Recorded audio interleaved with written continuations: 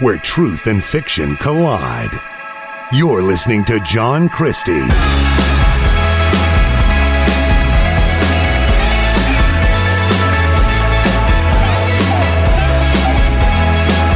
This is the intersection of Christianity and culture.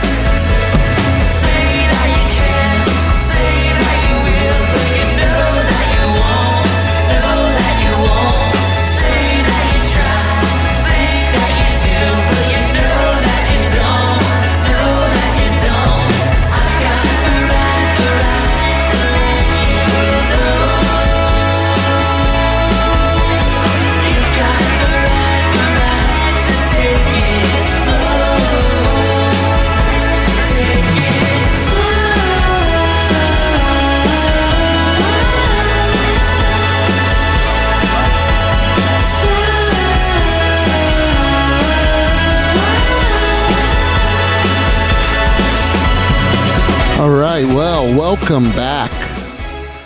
This is the John Christie Podcast, and I am your host, John Christie.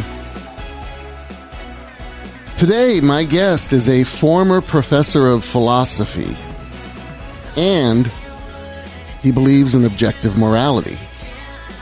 Now, that may not sound that uncommon. However, he's also an atheist. His name is Scott Forschler.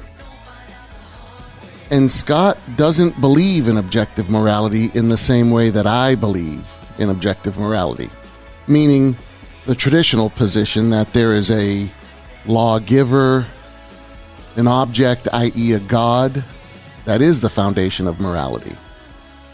That what we call the fixed point by which all actions, thoughts, behaviors are all judged. Scott is an atheist, and he believes in objective morality, but he does not believe in God. So, of course, the questions I would have, where do we get our sense of morality? If not from God, where do we get our thirst for justice? What is that fixed point of good that we have in our life, and how do we know what is good at all? So let's go ahead and we'll jump right into this. We'll bring on my guest, Scott, and we'll dig into the foundation of what is objective morality. So, Scott, welcome to the show, my friend. Thank you, John. Glad we were finally able to meet up here. It has been a while, huh? We've been trying to get this together, and I'm glad we finally did, though. So this will be good. Yeah.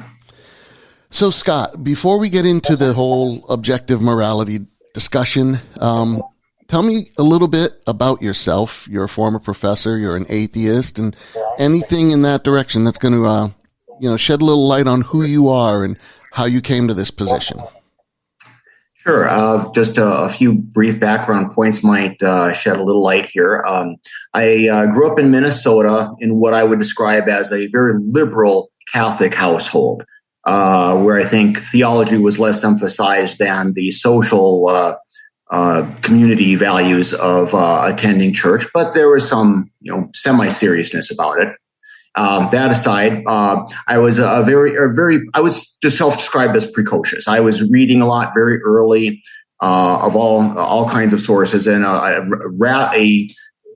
heavy library user. We had a very small public library, which I early on thought to myself as in the small town being a very small door opening into a very big world. So I was reading Dante, science, whatever I could grab my hands on at that age. Nice. I rejected religion at the age of 13, though. Oh, wow. Largely, two sources that everyone asked me, you must have lost it in college. No, long before that.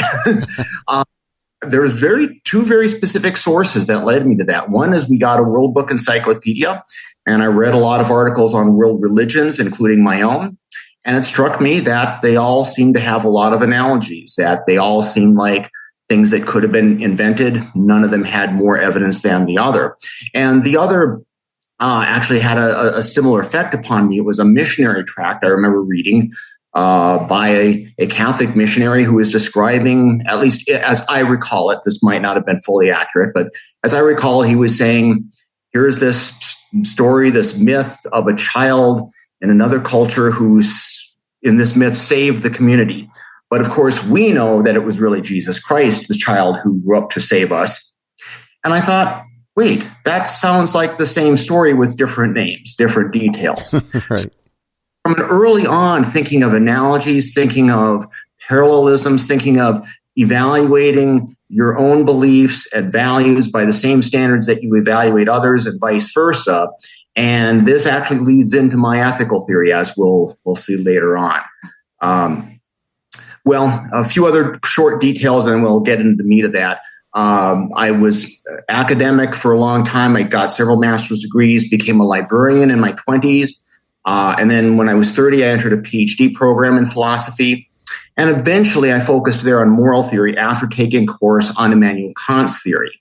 I would say my own views strongly follow his idea that morality is generated by reason and specifically by a universalizability test. But I will sharply disagree with him on how this test works, the details of what it looks like, and a lot of the specific norms that he derived from this test. And then after I got my PhD, I taught in community colleges several years, but discovered it was very hard to get a tenure-track job in philosophy compared to how relatively easy it was as an academic librarian. And I also discovered I was being paid well and I was very good at investing. So I retired early about 10 years ago and now have the luxury of having the rest of my life be a sort of permanent sabbatical where I can read and write and do whatever I want. That sounds great. Well, good for you, man. Can I ask, and are you okay with saying where you've retired to? Oh, yes, I'm in Hawaii, as you can see. They wouldn't know that from the audio alone, unless you hear a loud chicken in the background. We have some out in the wild here. So it's not so bad of a life. I saved enough money that eventually I was able to do my dream of living in Hawaii on the east side of the Big Island, which I think is the most interesting one. And may not be here forever, but it is certainly working for the time being. That's great. Wow. That's I strive toward something like that, but it's still a few years off for me. But that's great. So let's go back real quick. You said you grew up Catholic, but it was more in a liberal Catholic. Is that right? Yeah. So what was that? What do you mean? Well, by that I don't mean that my family didn't take seriously that there was a God and there was an instantiating Jesus Christ, but there's a lot of theology in. Let me put it this way. Let me back up. I understand that Catholic theology, at least, is a very large tent, and conservatives like John Finnis, and you've got liberals like I can't think of his name, Spahn, within that large tent, and you've got liberal theology of like liberation theology that helps the oppressed and tries to lift them up, and then you've got all the social stuff against homosexuality, abortion, so forth. And I've met within individual churches and in my reading Catholics from all variations of these different spectrum. My family was much more of the liberal side, but even that, I don't think they were never campaigners. They were never like let's fight for the poor. They would nod in that direction, but they didn't buy into a lot of theology that was very precise about what social implications it has. So that's kind of what I mean by liberal in the political sense. As far as theology, I just don't think they thought about it very much at all. In fact, I would say at some points I took the theology or the sayings of the church more seriously than they did. Whether I agreed or disagreed, I was bothered by some things that didn't bother them at all, but maybe would have if they took it seriously. Sure. Yeah, and that's not that uncommon. I think a lot of people, I don't know what percentage, and I tend to have seen, at least I would say, majority of people are, they attend, it's part of their life, they're cultural Christians, and whether they're Catholic or Protestant, either way, but it's not something that they're overly invested into other than how it affects their their life directly, meaning, when they're sick or when they need, financial situations, health, anything and everything that where, in a sense, God becomes more of a, don't want to say genie, even though that's what I said, but more of an end to a mean. It's a way to get something that they need. And that may be, that they want their children to grow up well. And so they get into church, they get their children into church.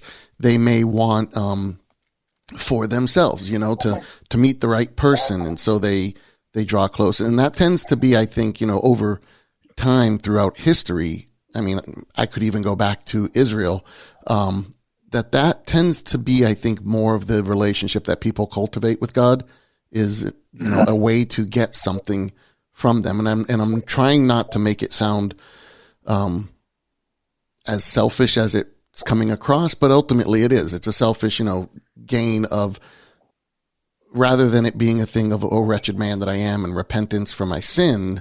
It's more a thing of, even if it's just in order to get to heaven, whatever it is, it's a way to get something, a better family, happier lifestyle, more money, a way to heaven, even, something as wonderful as inner peace. But it's often more that than it is again, a repentance of a recognition of the condition that I am in as a human, my depravity and my need for salvation. Anyway, that got a little into it. Well, go ahead. But I want to add to it. I would even add, or a logical derivation of all the possible ways that truth might be, and this must be the one, and I've worked it out in detail. That's almost never that, even amongst those who study theology deeply. But with the rest of what you want to say, I want to agree and even double down with an example. Last year, a relative of mine by marriage, his wife died of a very tragic bicycle car accident in the prime of life, and they are part of their extended family was also very strongly Catholic, again, very liberal, and I think a little more politically involved. But it struck me so strongly that I was in a strange way kind of glad that they had that religion to fall back upon, to reflect upon and contextualize that event, because even though I wasn't able to attend and see the suffering at the funeral, I knew in my heart that was going to give them some solace. May not be the kind of solace that would have worked for me, but I knew for them it would be effective. And I don't see that as selfish in the way. But as you were saying, it's complex how to describe this. It may be for the self, not necessarily the same thing as saying selfish. I get benefit out of it, if that makes sense. Yeah, and I think that might be a better way to put it, is for the self, which ultimately I understand is selfish. Anything you do for the self. We don't need to worry about words too much. Yeah, but I don't mean it from the standpoint of, I guess, the negative connotation of selfish, although anything for the self from that perspective would be negative. But I just don't mean it as bad as it may sound. I think we understand that, yeah. But it's interesting because I don't know if you're aware at all of this series out called The Chosen, and it's in its third season right now. It's completely crowdfunded, and it's about Jesus and his ministry.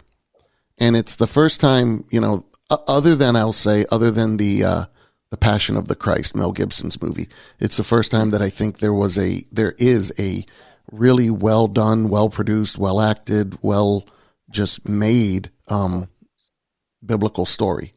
And the thing about it is they take a lot of liberty, and they have a claim in the beginning that says, something to the extent of, we're following the biblical story, but we're trying to fill in all the gaps. And they have a large council of different denominations of pastors and scholars and people kind of helping them.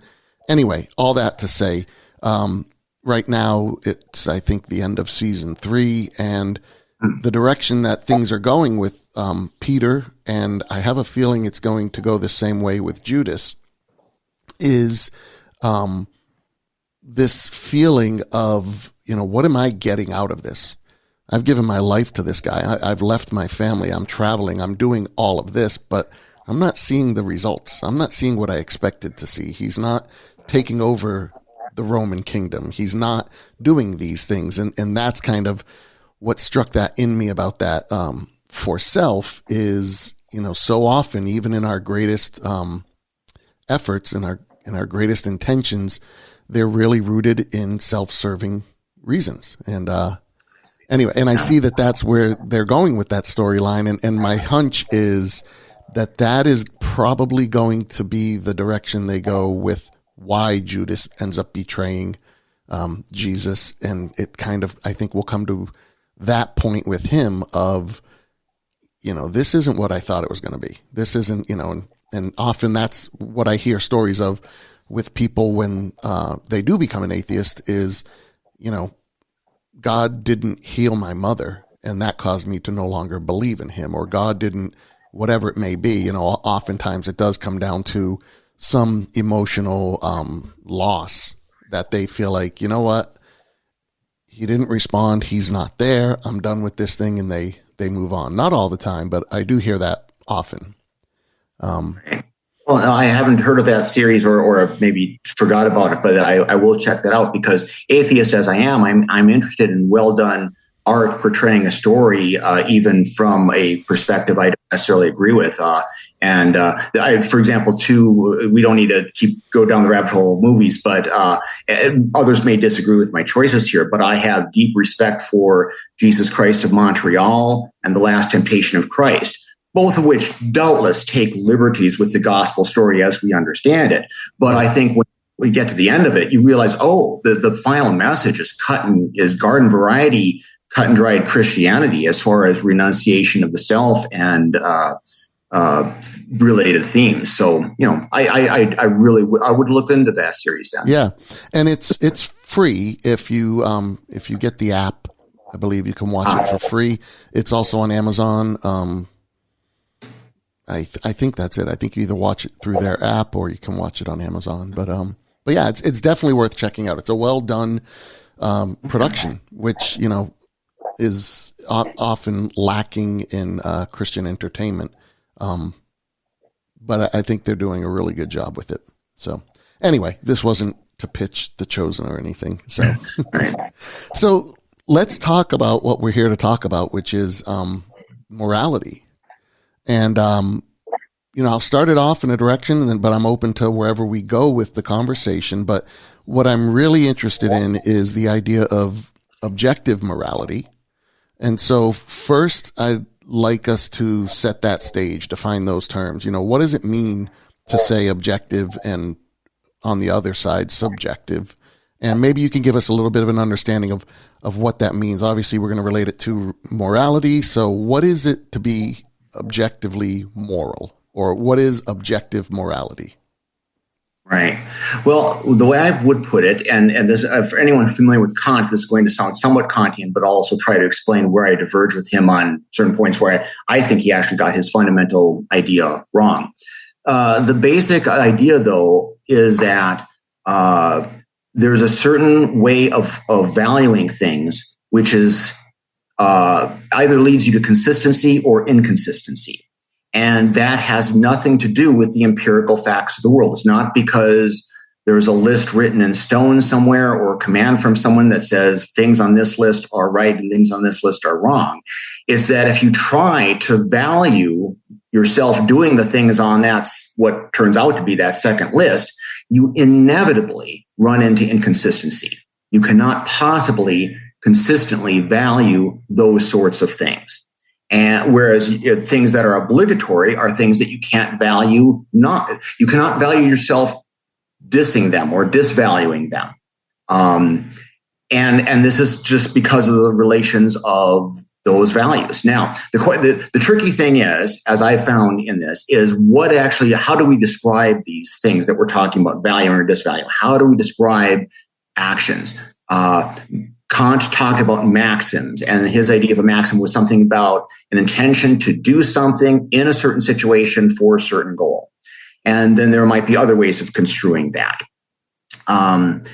And then where does the inconsistency lie? What exactly counts as an inconsistency? There too, I have some subtle disagreement with him. But the general idea is, okay, simple example, I steal something. Why do I steal something? Well, because I want that thing at the end of the day. I want to use it. I want to consume it or whatever. I certainly want possession of it. Okay, but if I value myself stealing in order to get that, then implicitly I am valuing myself insofar as I am an agent, that is a rational being deciding to conform to or follow or practice that pattern of behavior. But you are a being who could conform to that same pattern of behavior. So if I'm valuing myself insofar as I'm following that pattern, then implicitly I'm valuing you if you were to follow that same pattern. You may or may not actually follow it, but if you were, I would have to admit that you're doing the same thing I'm doing. And so if you stole back from me, I would implicitly be valuing what you did, which means I'm both valuing my possession of the thing and valuing your taking it away from me and anyone else taking it away from me as well. And there's a lot more of you than there is of me. So it sounds like you're going down the path of the golden rule, the do unto others. Exactly. Done to you. Yeah. The golden rule is an instance, and a well-known instance from many cultures, not just Christianity, of a universalizability test. Now, where I actually think the golden rule is more on track than most professional philosophers think. Most of them, including Kant, have great disrespect for the golden rule. They come up with all kinds of counterexamples. What about the masochist? I want pain, so I go around poking other people with needles, following the golden rule. And I say, no, because you're not applying it at the second order level. See, because I'm ignoring the fact that I like pain and you don't. So if I poke you with a nail, I'm imposing my desires upon you and doing what you would like if you were me, but you're not. Now, that higher order, that more abstract description, that second order description I've just given of my behavior, is that one I'd want you to practice. Well, let's see. What do you like? You like safety. You like not to be poked with needles and nails. So what are you going to do to me? Well, you're going to impose those desires upon me by padding my room, by covering up my bed of nails and so forth. I don't want you to do that because I'm a masochist. But that's what I'm implicitly authorizing or valuing you doing if I do the same thing. That is not poking with a needle or, covering up your needles. But what I'm doing at the more general level is I'm imposing my desires upon you. I don't want others to do that to me. I want them to recognize my idiosyncrasies just as I want. So I must then recognize the differences between your desires and mine and respect your desires as they actually are, not pretend that everyone's like me or should be. Okay. So if I were to say, because I see where you're going with this, normally someone says, I like roses. Do unto others as you would have them done to you. I like roses. I would love if you bought me roses. Therefore, I'll buy you roses. However, you don't like roses. Right. So really, it should be more the thing of what is it that you do like? That's what I would like done to me, is the things that I would like to be done to me, not the things that I like to do done to you. Is that very well making sense? And some people put that describe that way of putting it as the platinum rule, and they say that's even better than the golden rule. My point is that you can derive that from the golden rule if you apply the golden rule to itself. How do I want other people to describe their behavior? Mm-hmm. How describe their desires? How do I want them to treat the fact that my desire is different from yours? And then you can derive these things. So you really don't need anything more than the golden rule. You just need to practice that at multiple levels. And here I actually haven't done this in print, but I could even use, I think, the version in Matthew that says you need to you need to do what you want others to do unto you in all things whatsoever. Not just at the first order level, at the immediate impulse level, but at all levels of however abstractly you're describing your behavior. And then you get the more accurate version of the golden rule or implementation of it. So So back to the definition of objective and subjective. Let me ask if you'd agree with it this way. I'm trying to make it simplistic. Objective is basically regardless of my opinion. Subjective includes my opinion. Yes. Yeah. Now, actually, sometimes you got to be careful about exactly what the subjective is. So if you say opinion, then at least opinion about values or opinions about right or wrong. What in the end of the day we consider morally correct. That's true.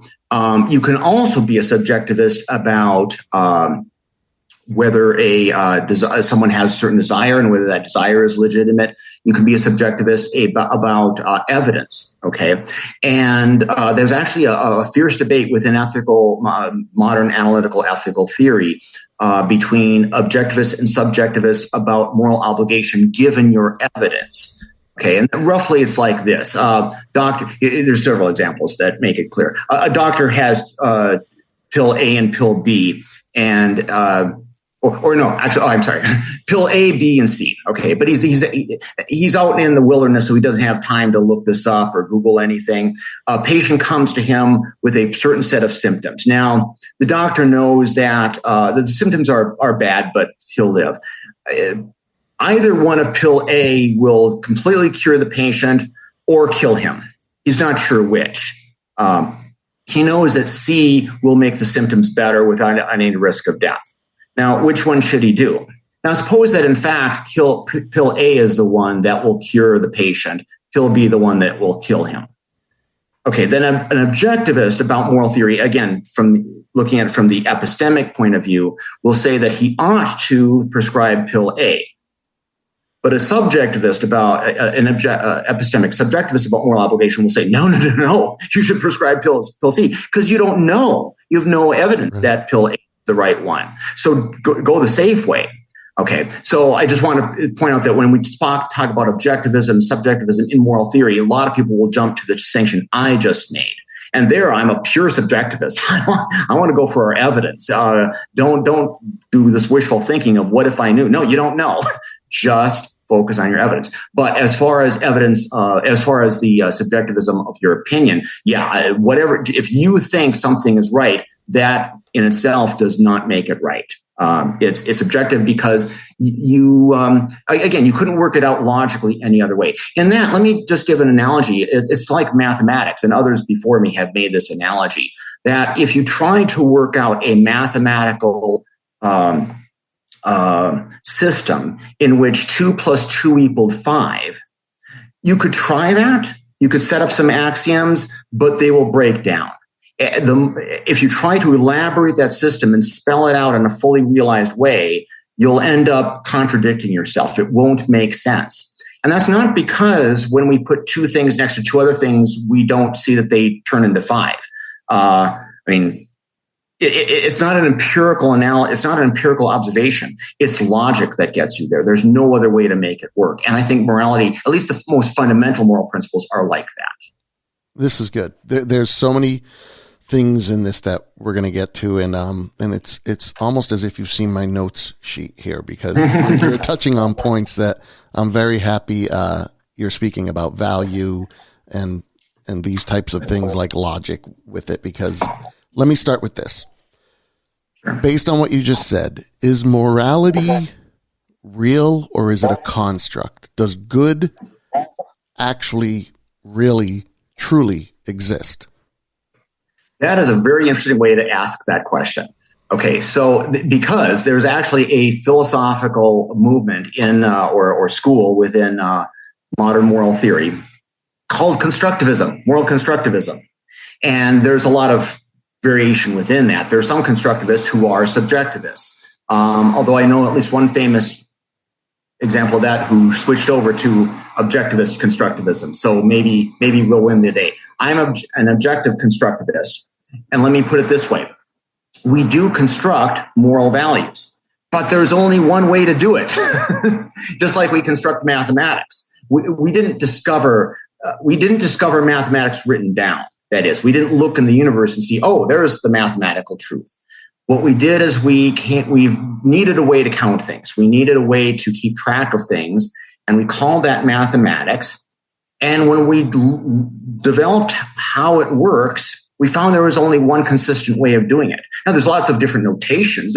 You can describe the numbers using hash marks or Arabic numerals or Roman numerals. But what you mean by that, there's only one way to make it work. Skipping stuff about infinities and set theories, we'll leave that to the more abstract level of mathematics. But when you're counting, stuff, there's only one way to do it.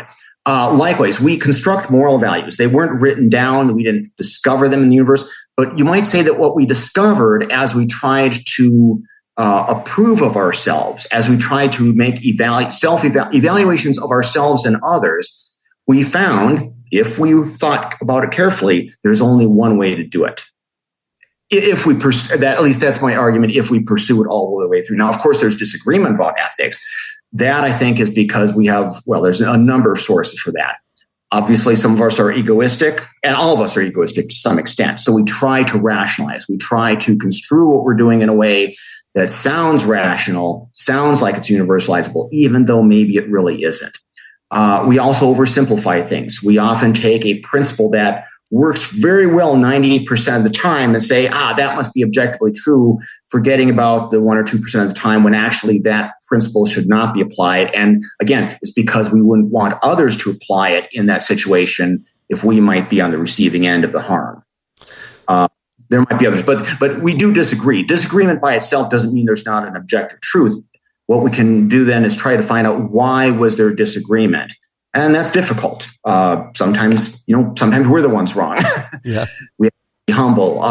But that's my general belief, is that we can disagree, and yet there can be an objective truth that, again, is constructed if we discover that there's only one way to construct it. There's only one consistent way to work it out. Okay, so with that line of thinking, are you familiar with natural law theology? And let me define what that is for those who aren't aware.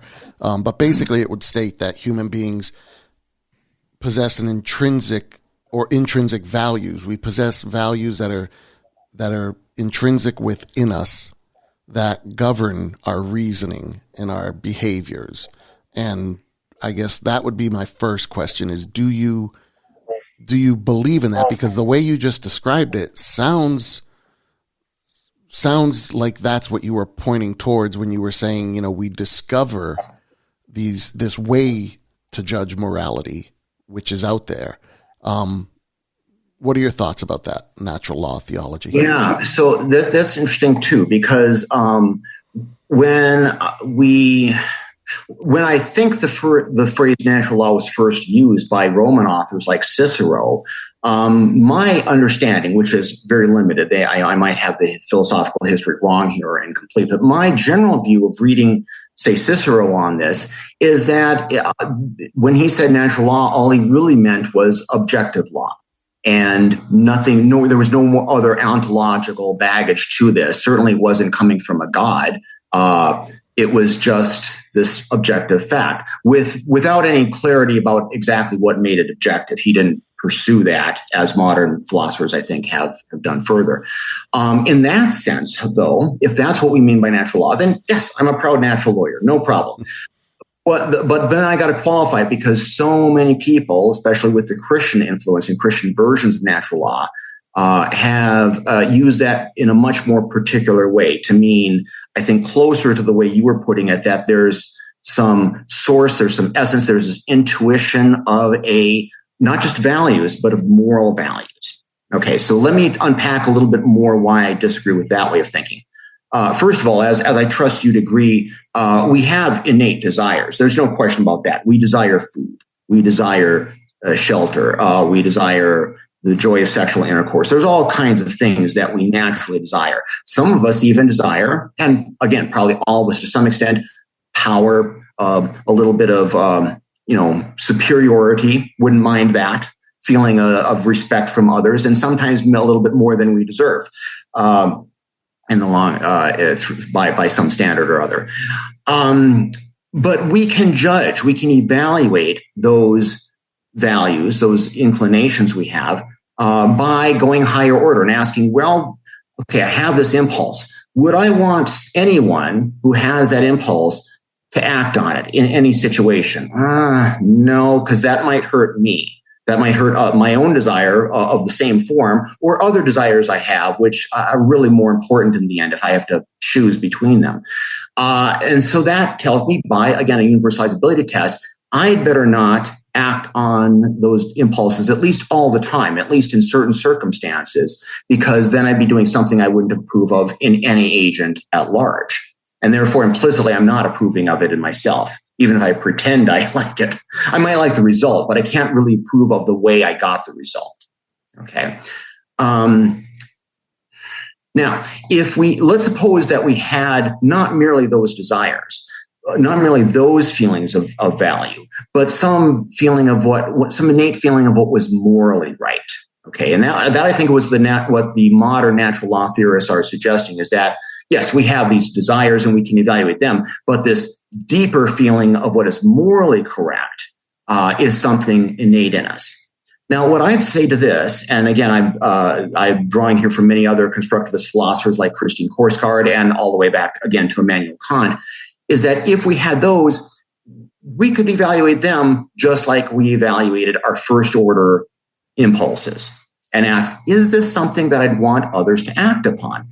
Given the world as it is, given all my other desires, my other intuitions, my other feelings, could someone else acting on that supposedly natural feeling of morality, could they cause me great harm?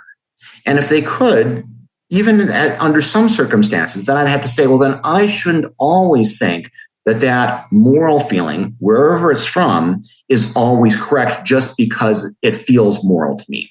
I can always reevaluate at a higher order level this impulse I have, or this judgment I have, let's call it, that such and such is moral, such and such is immoral.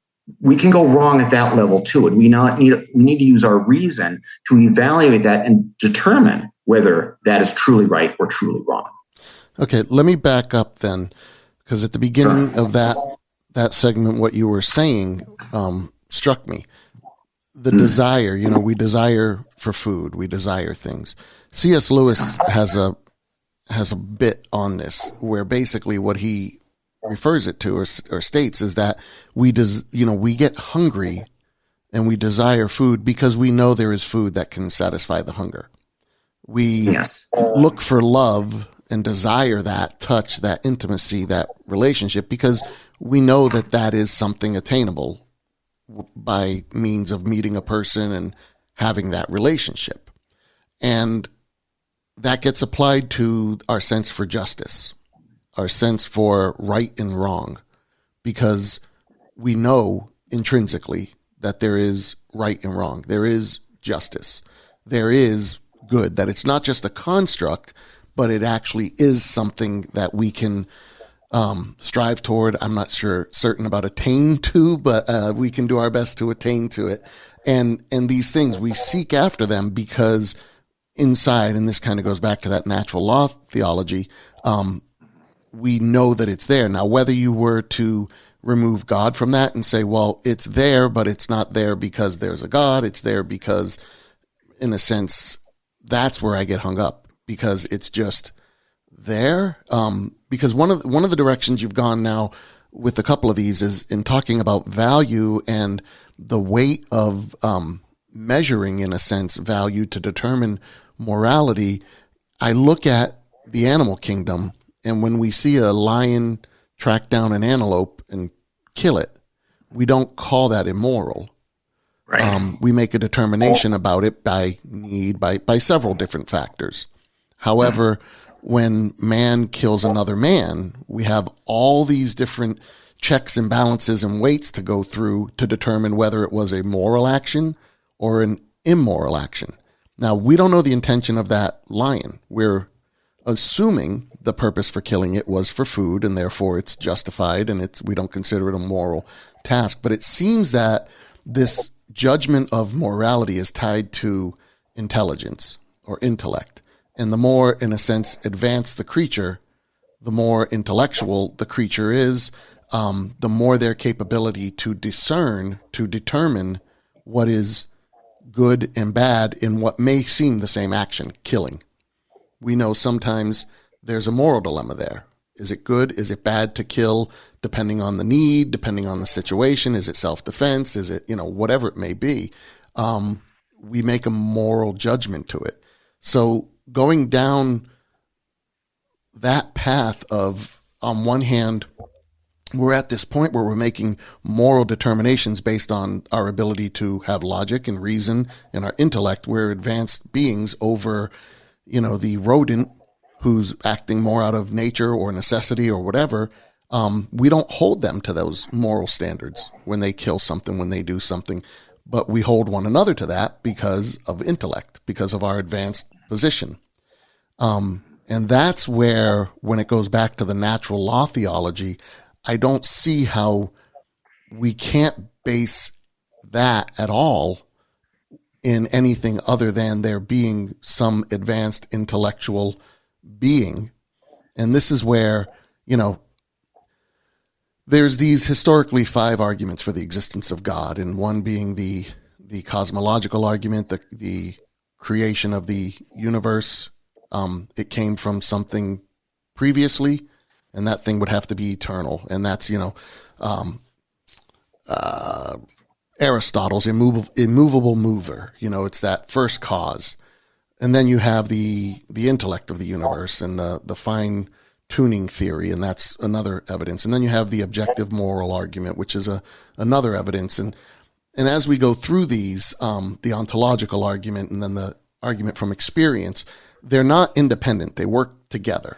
And so relating that to morality, the way I've always seen this is, again, to deem something moral or immoral, good or bad, it takes a level of intellect, which is that fine-tuning or intellectual, intelligent design argument of God. It takes something to be there before to have value, which is the cosmological, the first cause. And then it takes there to be a scale, in a sense. I don't see the judgment of objective morality as necessarily the items on the scale that we're determining whether this is good or bad, but the fact that there could be a scale in and of itself by which we could determine something good or bad, means that there's more than just chemicals and random particles bouncing around inside of us and in the universe acting just as chemicals and particles do. There's intention, there's motive, there's morality. There's more to all of this than just natural chemical causes that atheism would subscribe to. Don't want to go too far in what I'm saying and get lost in these things, but all of this is coming together now for me to say, as an atheist, how can you not possibly believe that there is something ahead of all this? Because it sounds like you're building on the proper foundation. You're just not recognizing that the foundation is there, or that foundation was laid. You're thinking that it just mysteriously or mystically, I don't know, it just appeared, and now you're building all this. Because I'm having a hard time finding parts to how you're describing morality and objective morality. I'm having a hard time disagreeing with all of that, other than the foundation that all this rests upon. That's where I'm stuck. That's where I'm having a hard time understanding what is your foundation there of that. How did those causes, those that basis of morality, that, as you said, that what we're discovering of how to do morality, where does that come from? How did that come into existence if this universe is just merely gases and solids and mass banging together and causing friction? How does that come about? Whole bunch of good questions here. Sorry, I didn't mean to No. This is great. This is one of the better discussions I had in a long time about how all this comes together. So let me first just make a few references, and then we'll get into the meat of things. When you said, the natural law theory doesn't necessarily, at least under all of its versions, have God as its source, but it always appeals to something greater than the physical world. This is, of course, a version or Platonism is one version of this, the idea that there are these immutable forms in another world. Somehow we can debate what Plato really meant by that, but there's some deeper essence to things like pure justice, true, or for that matter, the pure form of a human being, or of love, or whatever. And his ultimate, what he called the good. The good, yeah. With a capital G. The form of the good is this abstract but very real thing existing in a world other than ours, where we have at best reflections and imitations and pale copies of the real thing that we can only improve, and we can evaluate them by reference to that immutable form of the good. And this is, well, maybe then I can talk about this other point I had in reference to something you said, talking about intellect. Okay, so you're talking about how you like the idea that it's our intellect, clearly, that gives us moral evaluation and makes us subject to moral evaluations. Okay, so just by the way, that leads me to another sort of trivial point, but it may help.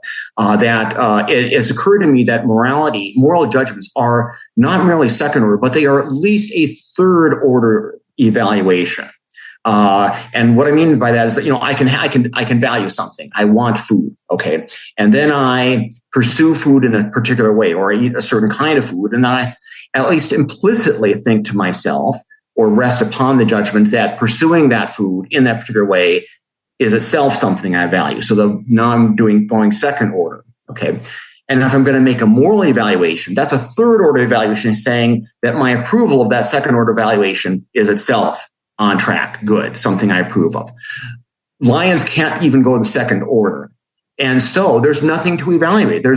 I can wish that it didn't eat that antelope. That was my favorite antelope. Or I can say, hey, go for it. I like that lion. Beautiful skill and power there. But that's my imposing my judgment of its first order evaluation. It doesn't make second order evaluations. And that's why we consider its behavior amoral, not immoral. But moral evaluations are always evaluating at least the second order evaluation.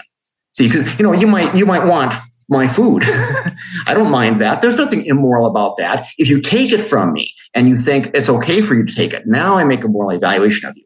So it's that second order evaluation that the third order moral evaluation is about. And there's no such second order evaluation on the lion or the antelope for that matter. So there's nothing to evaluate morally. So that is a way of explaining it. Now, more importantly, you were talking about how this is a power of the intellect. So now we have to talk about at least two different ways that our intellect can work. It can work as perceiving things, including truths, or we can use the power of reasoning, what Hume called, the relation of ideas, as opposed to matters of fact. And other philosophers have made that distinction throughout the years. And it sounds to me like you're suggesting that your view of morality is perceptual. And that is indeed how many of the natural law theorists see it also, although they also often try to bring in reason as well. But it ultimately has some kind of perceptual root, and then they reason about the moral values that they think they're perceiving.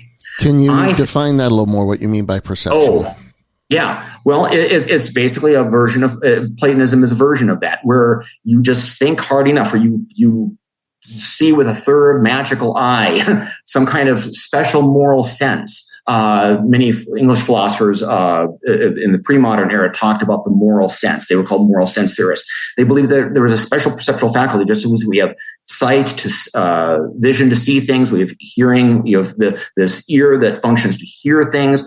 We have a moral sense that allows us to see the moral truths. It's just parallel to these other things. And we could call it intuition or conscience, but it's a perception of something that is this immutable fact out there that's not reducible to the visual or audio or other facts that we can perceive in the world with our other senses. Now, I reject the idea that that morality is perceptual, because if it was, we could just evaluate it once again. Here's this proposed value. It'd be like seeing a sign that says, Brighton 10 miles this way. Okay, but is that sign out of date? Has it fallen down? Has someone moved it? Just because the sign points that way doesn't mean it's true.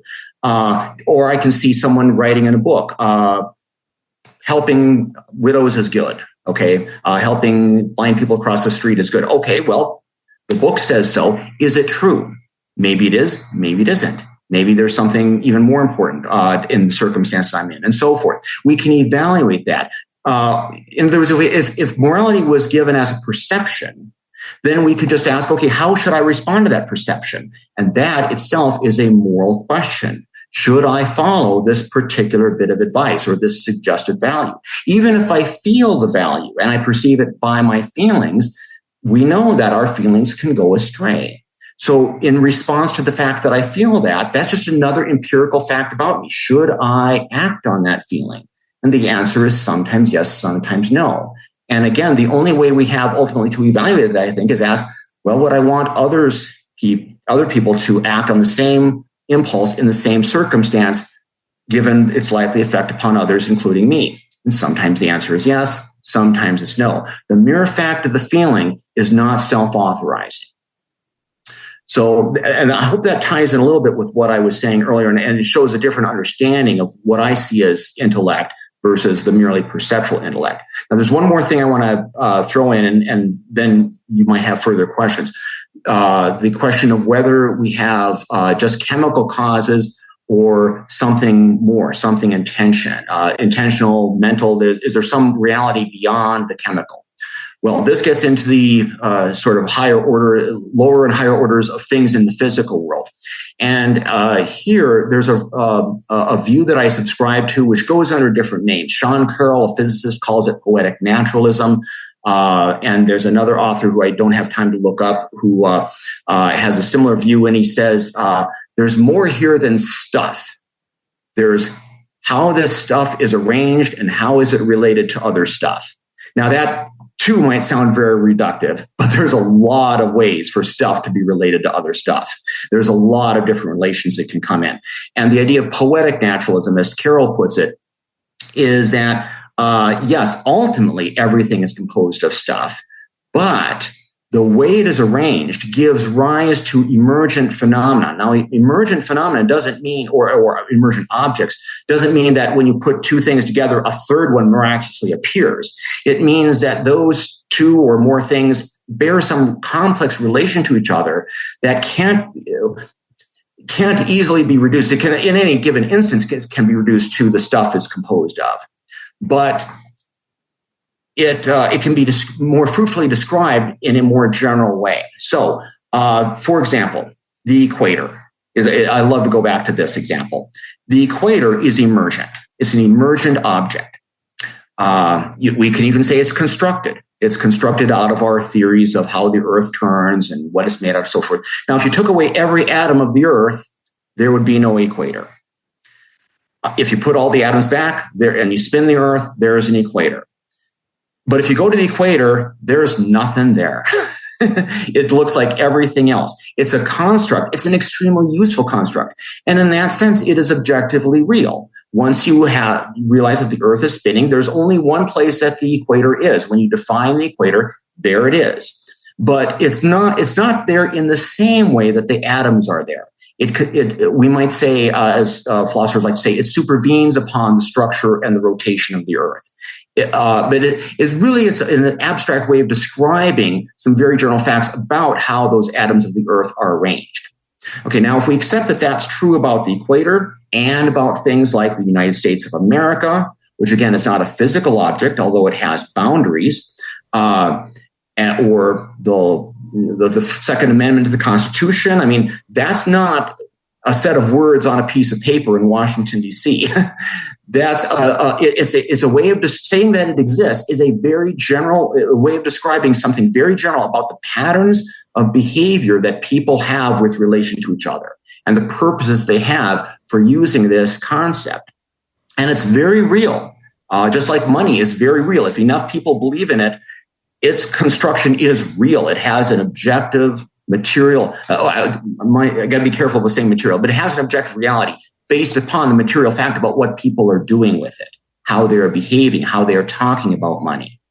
And morality, I think, is the same way. It's a very general pattern of how we behave towards each other. And again, when we are thinking consistently. And as long as we can define consistency itself in naturalistic terms, then we're okay. And that I think we can do. And let me give you just one more example, then I'll turn it back to you.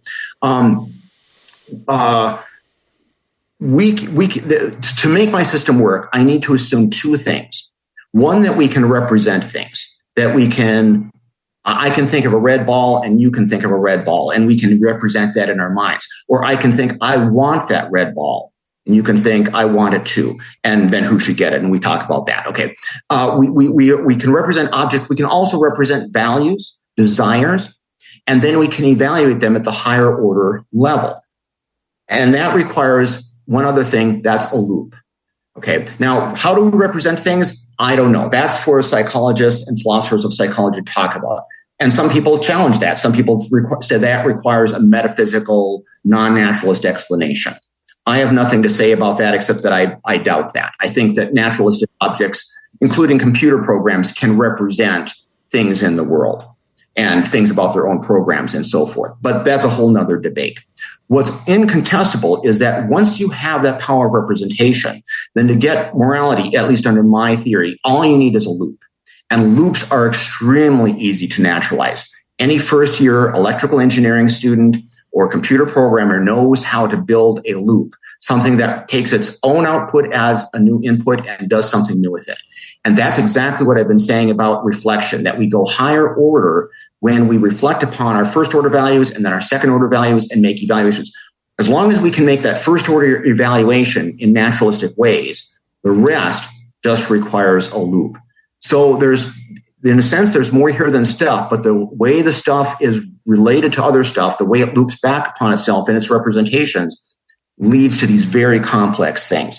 And this is what Daniel Dennett calls the distinction between skyhooks and cranes. I don't know if you've read Dennett on this, but he says some people have trouble explaining the mind. They think consciousness must be something non-naturalistic. And he says when they do that, they're appealing to skyhooks. They're saying there's this thing that's kind of seems to be floating off in space, seems so different from everything else in the world. It must be hanging from the heavens by a hook coming down from the sky. And he says, actually, we can often explain how the mind works by a series of cranes. Cranes are rooted to the ground. They have a naturalistic explanation. We can see how they work at every step along the way. And if you have a crane supporting another crane, that may be surprising, but it can get you pretty high up. Whereas appealing to a skyhook, you're just appealing to magic and saying, I don't understand how this thing works. Let me just assume it's hanging from the heavens. And I think we don't need that if we can explain from the ground up how loops or cranes or some other mechanism that ultimately is naturalizable can get us the phenomenon that is puzzling us. Okay, so that's a lot. Yeah. So let me start. Let me start with the equator, because it reminded me of I'll start lightly with a story from my childhood. It reminded me of, I don't know, I was in third grade, fourth grade, something like that, when I first learned about the equator. And I remember the teacher having a globe, one of those old classroom globes, and it had this red line right across where the equator was, and her explaining it to us. And I couldn't understand it in my mind from the standpoint of, I was stuck on, if I went to that part of the world and I looked up in the sky, would I see that red line? Like, I was so literal. But what we're talking about is not a red line. We call it an equator. Like you said, it looks no different. However, we do know something happens when you go south of the equator differently. You know, water flows the opposite direction. Things change. Ours look different. Yes, we definitely have real effects in this world of this construct we have of the equator. And I think that's a great analogy to this of morality, because we definitely have real effects, real things of moral and immoral actions, whether or not morality is a actual thing that exists, or it's a human construct, or it's a whatever it may be. Now, saying that, as a child, you know, my understanding of the equator and what that was very simplistic and very literal. As I grew older, I don't believe there's a red line hovering somewhere in the sky down at the equator anymore in Ecuador.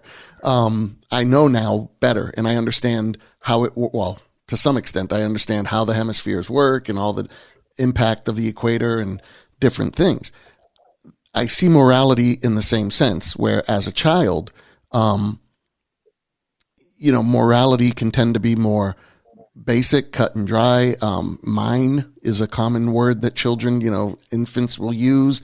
Everything is mine. And their understanding of right and wrong and morality is very simplistic. It's very basic. And I've often related this to the Bible, meaning, in Genesis chapter 3, we have the one law: don't touch the tree. And that's as basic as it can get to similar like a child, like an infant.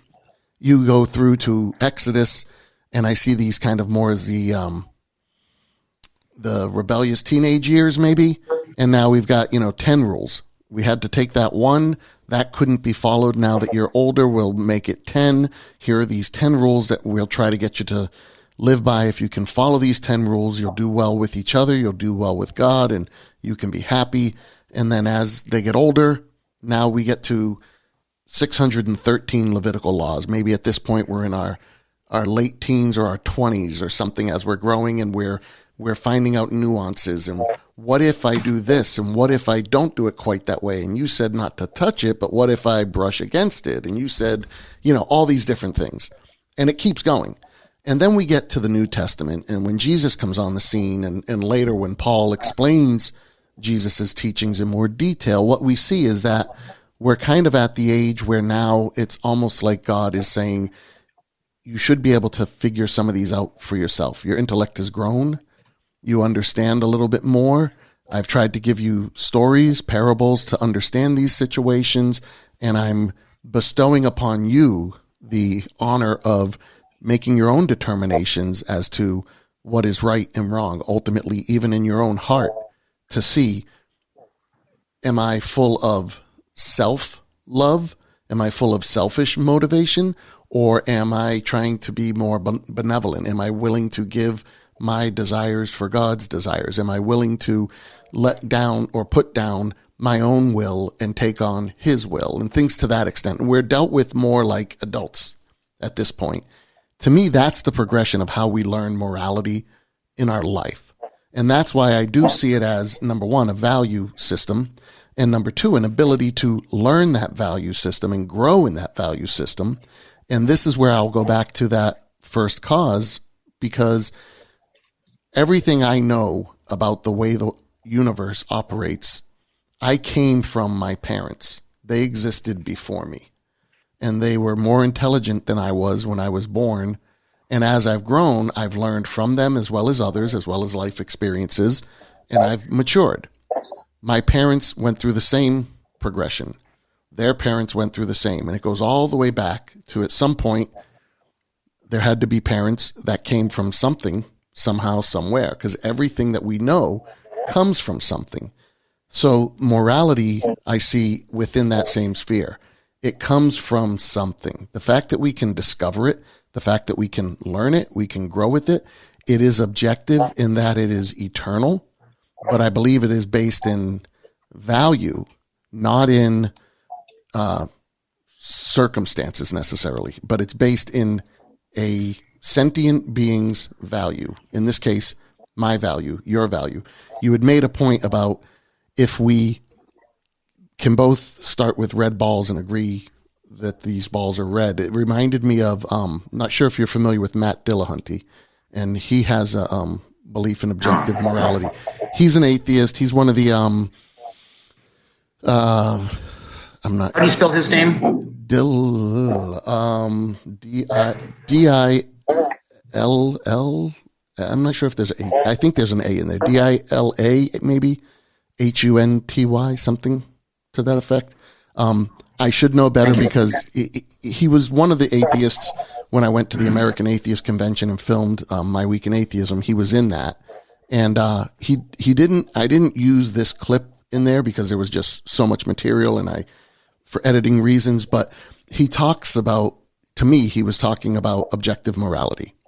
And the way he explained it, if I can do justice for what he was explaining, it has to do with well-being, and it has to do with if you and I can agree on a moral base of well-being, then we can make non-subjective assessments of morality. We can, if we can start from there and say that we agree that the moral morality is based on well-being, then from there we can come to objective reasoning on value for morality. Now, where that brings me, and this is to the point you were talking about with that, effectively, if we can come to the same base understanding, then we can build off of from that. But my issue would be is well-being for who? And the often rebuttal to this would be, to use an example of abortion. Is it in the child's best interest that's inside the womb, or is it in the mother's best interest? How do we determine whose well-being? And what it makes me think of is there's a short story I read in a philosophy class in college, and you may know the story, The Ones Who Walk Away from Omelas. Oh, yes. Omala? Okay. Yes. Omelas. Ursula K. Le Guin. Yes, written in the early 70s. It won like a Hugo Award. It's been known as a great provocative thought piece for this exact situation of what is well-being for who. And just to let people know, to paraphrase the story, and correct me if I'm not doing it justice here, but the story is basically that this village of Omelas, I think it's Omelas or Omala, but anyway. Omelas. It's Salem, Oregon. It's Salem, Oregon spelled backwards. She saw it in the rearview mirror, and that inspired her story, or at least the name. I did not know that part. That's interesting. Salem O. Salem O. Yeah, Salem O. Omelas. Okay. So the people of Omelas are in a village that they basically have a utopian society, and they have a festival, and everything is wonderful. And all of this beauty and wonder of life, the way that they have their perfect utopian village, relies upon this child that's kept in a cave or in a mountain, in a cave. Yeah, basement. Yeah, horrible place. Right. And locked up, and it's denied sunlight, it's denied companionship, it's denied, it's just treated horrifically and chained up. And I don't believe it's abused, but it's neglected. It's left to its own. And every year, the people at this festival, the people of Omelas, have to pass through this cave and see this child and understand that all of their prosperity, all of their well-being is a direct result of this child's suffering. And do you want to continue in your well-being and your prosperity, or would you rather let this child go and we lose everything? And that's my paraphrase of the story. But that's where I go to with this, of the determination of if morality is based on well-being or anything that we come to a conclusion about. What do we do in a situation like this when we have conflicting well-beings, where your well-being causes destruction for me or pain for me? And again, this is where I see the case of abortion being a part to that. It's clearly not in the fetus, or that I would call it the child's well-being, to be aborted. But yet, we don't currently, we even have situations where I'm in Massachusetts and we're championing abortion. We're defending this no matter what the rest of the states will do. There's an outright push to do everything within our power to give women the ability to abort on demand as often as they want and under any circumstances that they want. That's a conflict of well-being. So how do we, I guess let me stop there without going on any further and address that part to it of, if we're trying to come to this agreement amongst you and I, or amongst the people, how do we do that when we have these conflicts of what our base definition is, in this case, well-being, but whatever it may be? I'll let you talk now. Yeah, again, I love the questions you're giving, and I'm glad I have my computer so I can write down notes and keep track of all these things. But everything is interesting here. So let me try to take a few things in order. There's a lot we're going to agree with, and then some stuff where you might at least understand me, and then something where you probably won't. But at least we'll try to frame the issues here. So I agree a lot with what you said about morality getting more complex and nuanced as we mature. I have no disagreement with that. And of course, any sophisticated religious believer will believe that. There are some unsophisticated ones we know who say you just need the 10 Commandments, you just need this. But we know it's more than any single list of rules. There's nuances. Ultimately, you have to make your own judgment with some basis. And the question is, what's the basis that you make your judgment on? And we agree that morality, like the equator has real effects. The only thing I'd add to that is that while you're agreeing with me that your understanding of both the equator and of morality got more complex and less literal over time, I would add to that the idea, I think that with that, if you have a good understanding of how morality actually works, is that we ideally mature to perhaps start at morality is what your parents tell you to do or society tells you to do. But as you mature, you realize it's not parents, it's not society, it's not even God. It's your own judgment. It's your own capacity to recognize consistency or inconsistency in what you do. And I actually have a story on that. And again, maybe I'm, precocious on this, but I distinctly remember once when I was very young in the car, and I was doing something to my brother. Maybe I was hitting him. I had a brother 3 years younger than me. Whatever I was doing, I'm teasing him or whatever. My mom asked me, "How would you like it if he did that to you?"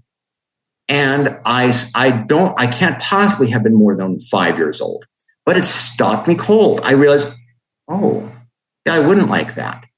And so I think my mom taught me, as billions of moms and fathers have taught children around the world using similar language, taught me morality to a little bit that day, and not by going back to an earlier source, not by saying, hey, here's this Platonic form you're not living up to. Here's this thing written in stone. Here's this voice that you're not obeying. No, your own judgment, if applied consistently, will tell you that you can't consistently approve of what you are doing. And then I elaborate that into a theory 40 years later, 30 years later. But that, I think, worked for me as an important cornerstone of my moral education. And it didn't need to be delivered by my mom. It didn't need to have a heritage either. My mom could have been the first woman on earth. It wouldn't have mattered whether she was Eve or Becky. Her telling me that was enough to start me thinking about morality and seeing it as an objective thing. You may disagree, but that at least is how I perceive morality. We often start perceiving it as something objective coming from the outside. But I think a true, mature view of morality can start from those outside messages, but then it can trigger your own recognition that, oh, this is consistent, this is inconsistent.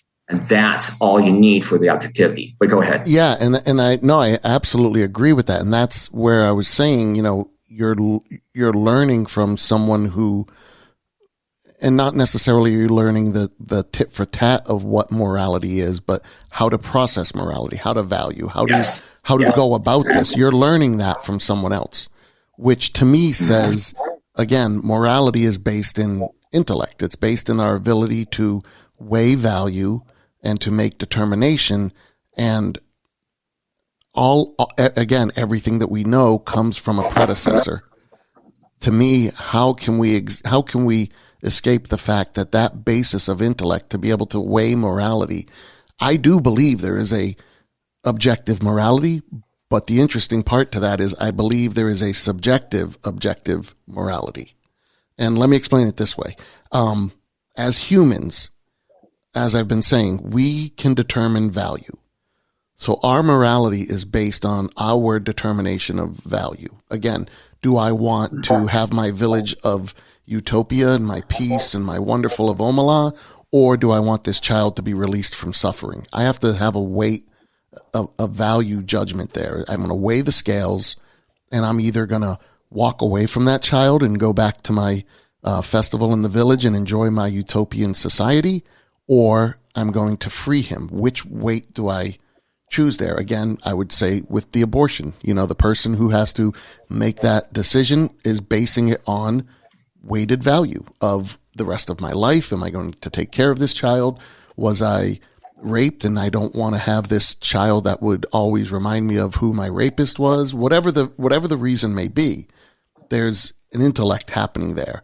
To some extent, what we do with these decisions, I would say, is subjective moral ethics. I kind of see as more of a subjective type of thing.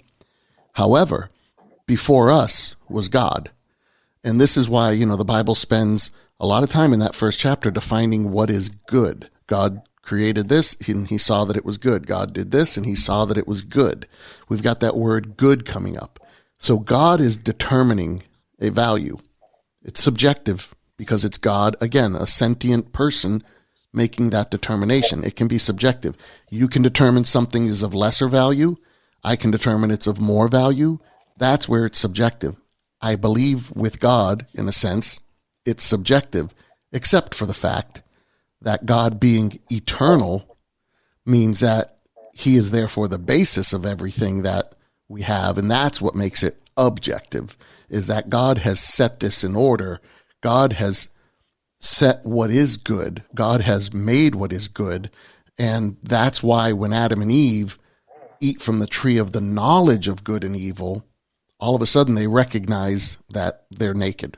And it's not so much that they recognize that they're unclothed or that they're naked, but when they rebelled, their actions were no longer in line with what God established was good. He had an order. He had things in place. They were working a certain way, and these people rebelled against that. They changed that order, and they were no longer good, or they were now what we would call evil. And now they knew what it was to be evil. That's what the knowledge of good and evil is. It's like I can explain to my child that if they were to do a certain act, if they were to get drunk, they will have a hangover. They will now know what it is like to be drunk. That will be the knowledge of drinking alcohol. They have no concept of that until they go through the experience. Then they experience the hangover, the side effects. Now they understand it. That's the knowledge of the good and evil. They now understood what it is to be evil, but more importantly, they understood what was truly good, and they were not that. So this is where I go back to that. We're saying, I believe God's existence is good. God, in his order, in his way that he does things, that he orchestrates, that he sets things up, is good. And in the decisions that he makes, he's good. Good is him. He is good. He makes good decisions, and he operates at a much more advanced intellect than we do, which is why I think often we struggle with an understanding of what good is or what evil is, because, again, based on intellect and assessment of value, he's assessing it at a much higher level than we are, because by definition, he's just much more superior in intellect, as we are to the lion who's killing the antelope. Is that making sense, or do I sound like I'm talking in circles like a crazy man? No, I see where you're coming from, but let me, first, a meta question. Do we have a fixed amount of time here, and are we coming close to it, or do we go until we have what we want? Well, the fact that you said meta, I don't know if you're talking about our existence and the Oh no, I just mean a comment about our conversation at the time, as opposed to the content. No, I was making a joke of that. No, okay. I mean, I like to keep it around the 2 hour mark, but we got about another 40 minutes or so with that. But if we go over, it's fine. I'm enjoying the conversation. If we had 10 minutes left, I would think of it differently. But okay, not at all. So then less, maybe also somewhat a meta remark, but less meta than that one. I think I trust that we both understand that the value of this conversation is not that one of us is going to fully convince the other, but we can enrich our understanding of each other's positions and absolutely. Hopefully amongst the audience, and I hope that I can say some things, and we both can say things that can lead the audience to more ideas, more things to look up, more ways of understanding, conceptualizing the possibilities in this realm of how people talk about morality. Let me say this real quick, just to interject there. Yeah. I don't want you to lose your thought. So the reason I do the podcast, the reason I do these things that I do, it's not to argue. It's not to be confrontational. It's not to go through all that. In truth. And, I wish I would, I do hope that many people that I speak to, come to an understanding of who God is and a faith in Jesus Christ and salvation. Absolutely. I do that. But my real motivation behind doing the podcast really comes from two parts. One is, number one, I want to learn more and more. I want to learn more about people who don't think like me and why they think the way they do. And very often I can be accused of being argumentative because I ask so many questions to people, you know, in my off the podcast life and just conversations and dinner parties and whatever. And it's not that I'm being argumentative, but I want to know why you believe what you believe. And is it consistent, you know, and what's true and what's not true. So there's that. But then the other part to it is that I honestly see this as a way to show people, and especially how bad things have gotten now on the internet, a way to show people that we can have conversations, we can disagree, we can talk about everything and still be able to be civil and be able to walk away with respect for each other. That is a possibility. We don't have to hate each other and demonize each other and, you know, go through this horrific culture that we have that has somehow replaced, you know, conversation with antagonism. And those are really the main two reasons. But anyway, I'll let you go now. Thank you, John. That was a very important thing to say, and I'm glad you brought that out. And I think the same way. And I wish there were more people like you on all sides with that view. I was really saying, and of course, not so much to redirect anything you were saying, but to preface and frame what I was about to say, because I wanted to just do a few things that are just sort of helping people understand connections. First, a couple names. Matt Dillahunty is the man you were looking for, with 2 L's and a Y at the end. The guy I was thinking earlier, who has some very, very big books on the nature of the universe, basically, and how we think about it, is Terence Deacon. He's the one who says there's more here than stuff. There's how the stuff is arranged and related to other stuff. He has lots of other things, but that was a gem I had. Another couple of set of references, the Le Guin story, and I love Ursula Le Guin. I think she has fantastic short stories and novels that, in a science fiction world, just like the old Star Trek did, and sometimes the later ones, take issues in our modern world and put them in a science fiction setting so we can think about them differently and maybe see it in a new light.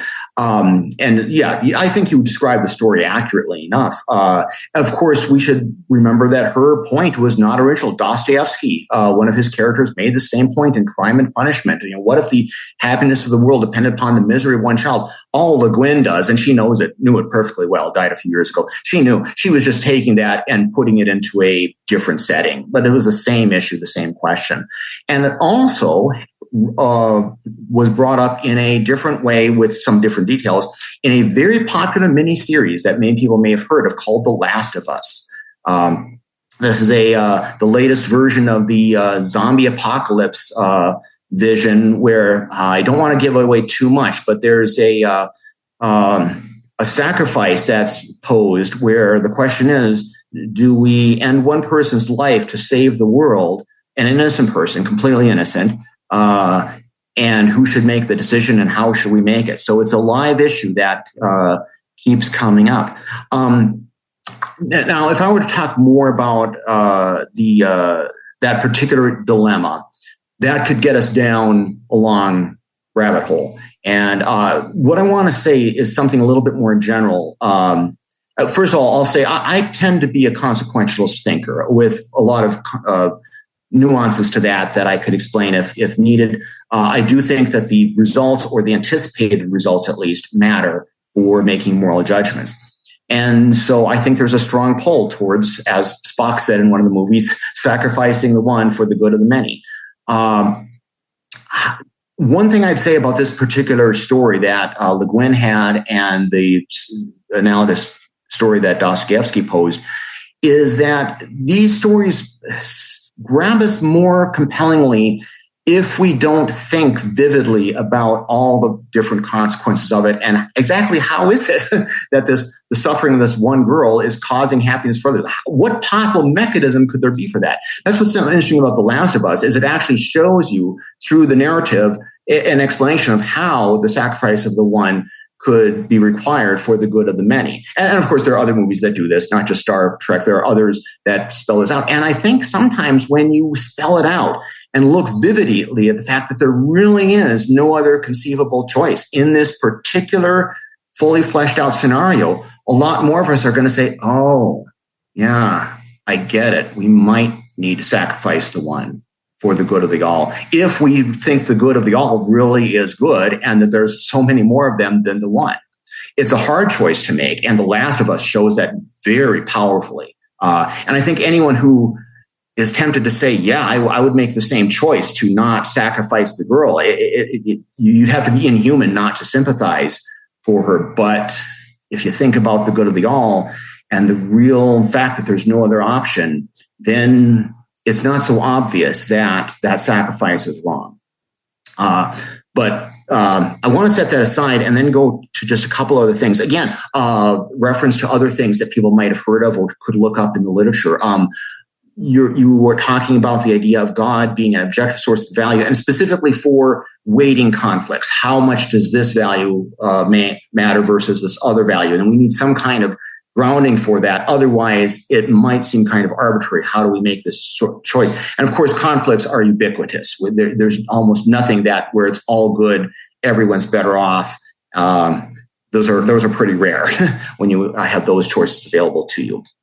But then I actually want to go back to the biblical source on this, because you said God determines the values. But of course, the line you quote, as translated in English anyways, and I trust this is correct, is that God saw that it was good. So now we get back to this question I had earlier of, is it God determining? Well, it's not exactly the same question, but it is the question of, well, there's three possibilities. God made it good. God said, it's good because I say so. Or did God perceive that it was good? Meaning there's some fact that's even more objective than God's existence, that God perceived. And the reason God saw that it was good is not because he made it good, but because he's smart enough to have figured it out. And you kind of talked about that he's a greater intellect than us. And the question of whether he creates that good or makes it good, decides that it's good, or perceives that it is good because he says there's no other way it could be. There's no logical way to look at this. There's no consistent way of valuing it except a positive valuation. There's two ways of understanding intellect. And of course, this is the Euthyphro dilemma. So anyone familiar with the Platonic dialogue, Euthyphro, will recognize that Socrates posed this question to the character Euthyphro. Is what you're doing righteous or just or pious because the gods like it? Or do the gods like it because there's an objective fact preceding the gods' perception, not necessarily in time, but at least logically preceding the gods' perception or decision that makes it right, and the god just recognized that? In either case, we might respect what the God tells us, but it's a different reason. One, because the God is really smart and perceptive. The other, can reason things through and reasoned his way to seeing that it must be a good thing. Or did the God decide that it was right? Can I jump in there and answer? Yes, good point. Good time to do that. Yeah, because I love that you went down that path, and I probably wasn't going to think to go down this, but I love that you brought that up. Let me start with Euthyphro and then move back to God saw. Now, this is the John Christie School of Theology. I'll admit this is not, but I think there's weight to this. First of all, Euthyphro. You got to take him. The way I take his statement is within the context of who he was, meaning the Greek gods were not in control. They were always fighting for control, right? We had battle amongst conflict between the humans and the gods, conflict between the gods themselves, conflict between the gods and the Titans, their parents. They were full of conflict. And in fact, chaos is a big part of all this, right? In the universe and that understanding. So the difference between Greek theology and Judeo-Christian theology is particularly when it comes to that God is in control. In the beginning was God, and he spoke, and it came into order. Now, that's a great observation you made about God saw. And what does that mean, saw? And you take it from the standpoint of saying, did he discover good, meaning it was beyond him, and he's just seeing the byproduct of that. The way I take that, and this plays out in the story of Genesis, I think, contextually, this is a good interpretation of that. No pun intended with good. But I take it this way. God, again, put things in order. He does his creation, he lays it out, and he sees that it's good. Meaning, he sees that it's working in harmony. It's working the way he intends it to work. It stays that way, and this was what I kind of briefly referenced earlier, until Adam and Eve rebel. Now it's out of order. And that sets the stage for the rest of the Bible and all of mankind, according to Judeo-Christian theology, is that we are not in a good place right now. We are in a world that is in disorder. It's in disarray. We have depravity amongst ourselves, and it's not the way things should be. And the Bible ends with it becoming the way it should be when Christ returns and sets things in order once again. So from Genesis to Revelation, we're dealing with these things being out of order. So what God saw in the beginning was that, in a sense, you could say his ways were good. He saw the result of his order, and it was good. And that is his order. His order is good. It's not until man rebels and turns that up on its ear that it now becomes bad or evil. Technically, there's another part to this that, you could say, well, but wait a minute, the serpent was there before Adam and Eve rebelled and did the serpent. But either way, the basis is that in the beginning with God and the way he does things, it was good. It took other agents to rebel, whether it was the serpent, Satan, Lucifer, Adam, Eve, whomever, John Christie, anyone, to rebel to make things no longer good. That God now would see it and say, this is not good. But it doesn't mean that he didn't know what good was until he saw it. It means that he saw the effects of what he does, and what he does is good. It's intrinsic in him. So that's the way I interpret that. And that's the way I interpret Euthyphro as well, is Euthyphro, he doesn't state the premise, but I disagree with his first premise, which is understood in that there's no control of the gods. And the God that he's talking about clearly doesn't have control, because he's a product of his environment. What he's underneath his environment that dictates whether or not he really is good or not. And it's this, catch-22 situation. But the Judeo-Christian belief is that God is in control. He's not a subject of the universe. He's the object of the universe. He's the before, again, that cosmological argument. He's the first cause. He's the predecessor to it all. So what are your thoughts? Yeah, well, a few thoughts about. Obviously, there's a difference between the polytheistic and monotheistic context, but of the Euthyphro. But I would actually press the suggestion that makes less difference than one might initially imagine. Which is not to say that theologically this isn't very important, whether you're a polytheist or monotheist. But actually, even that I want to take back. When you it looks on one hand clearly like there are some monotheistic religions and some polytheistic ones. But when you look at the details, I think that's less clear than you might think. Hinduism, classical polytheistic religion. But when you talk to the Hindu theologians, they'll say all these gods are avatars of each other. Krishna is an avatar of Vishnu. Vishnu is an avatar of Brahman. And ultimately, there's one God, they say. And then when you look at classical Chinese religion, they seem to have thousands of gods, but it turns out that most of them are dead people who have some kind of relationship that you can relate to after they are dead. But there's someone who became great in life. Well, how is that different from a Catholic saint or an Orthodox saint? It's a difference in words, maybe.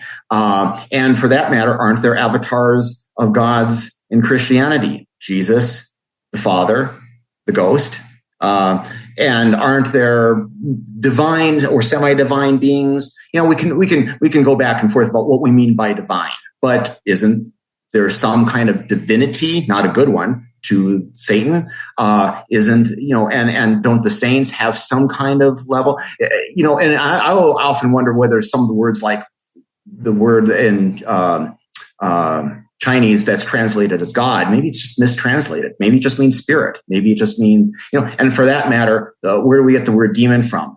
It's the Greek daemon, which means spirit, divine being. And it was just it changes word over time, especially with Christianity. So now that's a more general mark on religion. In the Euthyphro itself, Socrates addresses this very point. He actually they say, well, don't the gods just agree amongst themselves? Well, yes, but maybe we can define the right as that which the gods agree upon, and that where the place where they fall into harmony. Now they are often disharmony, certainly. And that's more so than in Christianity, but again, maybe a difference in degree, because doesn't God change his judgment over time? Doesn't Jesus say, Father, why have you forsaken me? It's not quite a violent thing like the battles of Troy where the gods are on different sides, but isn't there just a little bit of tension there, a little bit of disagreement within the Godhead? Again, we can set that aside for theologians to really debate. I don't want to rest all my case on that, but I just want to throw out a hint for people to think about that. Maybe it's just a little more complex than it might first appear. Well, let me say this, because you did throw that out there, so I have to respond to that part. Yes. So Jesus says, my God, why have you forsaken me?"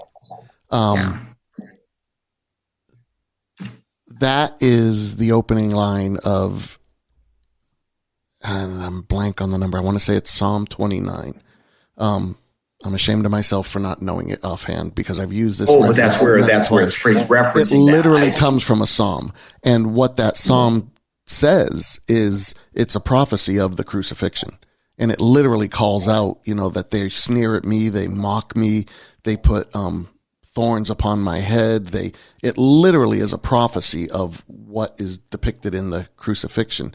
And the interesting thing is, in Matthew, Mark, or I think it's Matthew that starts it with that, my God, why have you forsaken me?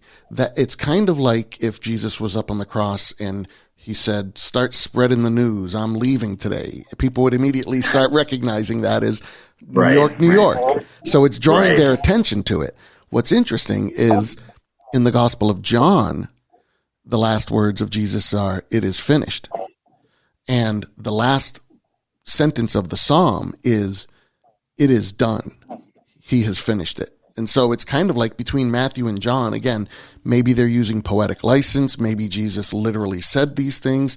Either way, it's drawing the reader and potentially the listener who was there at the time's attention to that psalm to see this prophecy just was unveiled in front of you and lived out almost to a T for what that is. So it's very interesting. There's much more to it than that, and it's definitely not an issue in the Godhead. I've even unfortunately heard Christian pastors teach that God turned his back on Jesus because he was full sin, and that's just inaccurate. There's nowhere that the Bible says that. They come up from that with, my God, why have you forsaken me? Therefore, he must have turned his back on him. There must have been tension. And it's just not the case. It's Jesus is pointing to, hey, or Matthew whoever is pointing you directly to that psalm to say, read this, look at what is being done here, and read what was said, hundreds of years ago. It's a prophecy being fulfilled is really the intention of it. Okay, fair enough. I don't want to get into a debate on biblical exegesis, and you would surely win any such debate with me. Again, it's just sort of, there might be other examples too of, God changing his mind. Will I destroy the city if there's 50 good people or 40 and so forth? And I think there are cases where you can say it looks like God is represented as changing his mind. Now, some theologians will say, well, that doesn't really mean that a mind that was changed. There's some kind of symbolic meaning we're supposed to get out of this. Again, I don't want to get into the true meaning of it. I just want to drop some hints that maybe some of the conflicts that in the Greek world were imagined as between distinct gods, but in the Christian world is more over time and over purposes of a single God, maybe differences of degree. I certainly don't want to deny that there's differences of degree there. There's much more infighting between the Greek gods than there is over time between the Christian God and his later self, however interpreted. It's a very great difference of degree. Anyways, that's probably as far as I can go on that.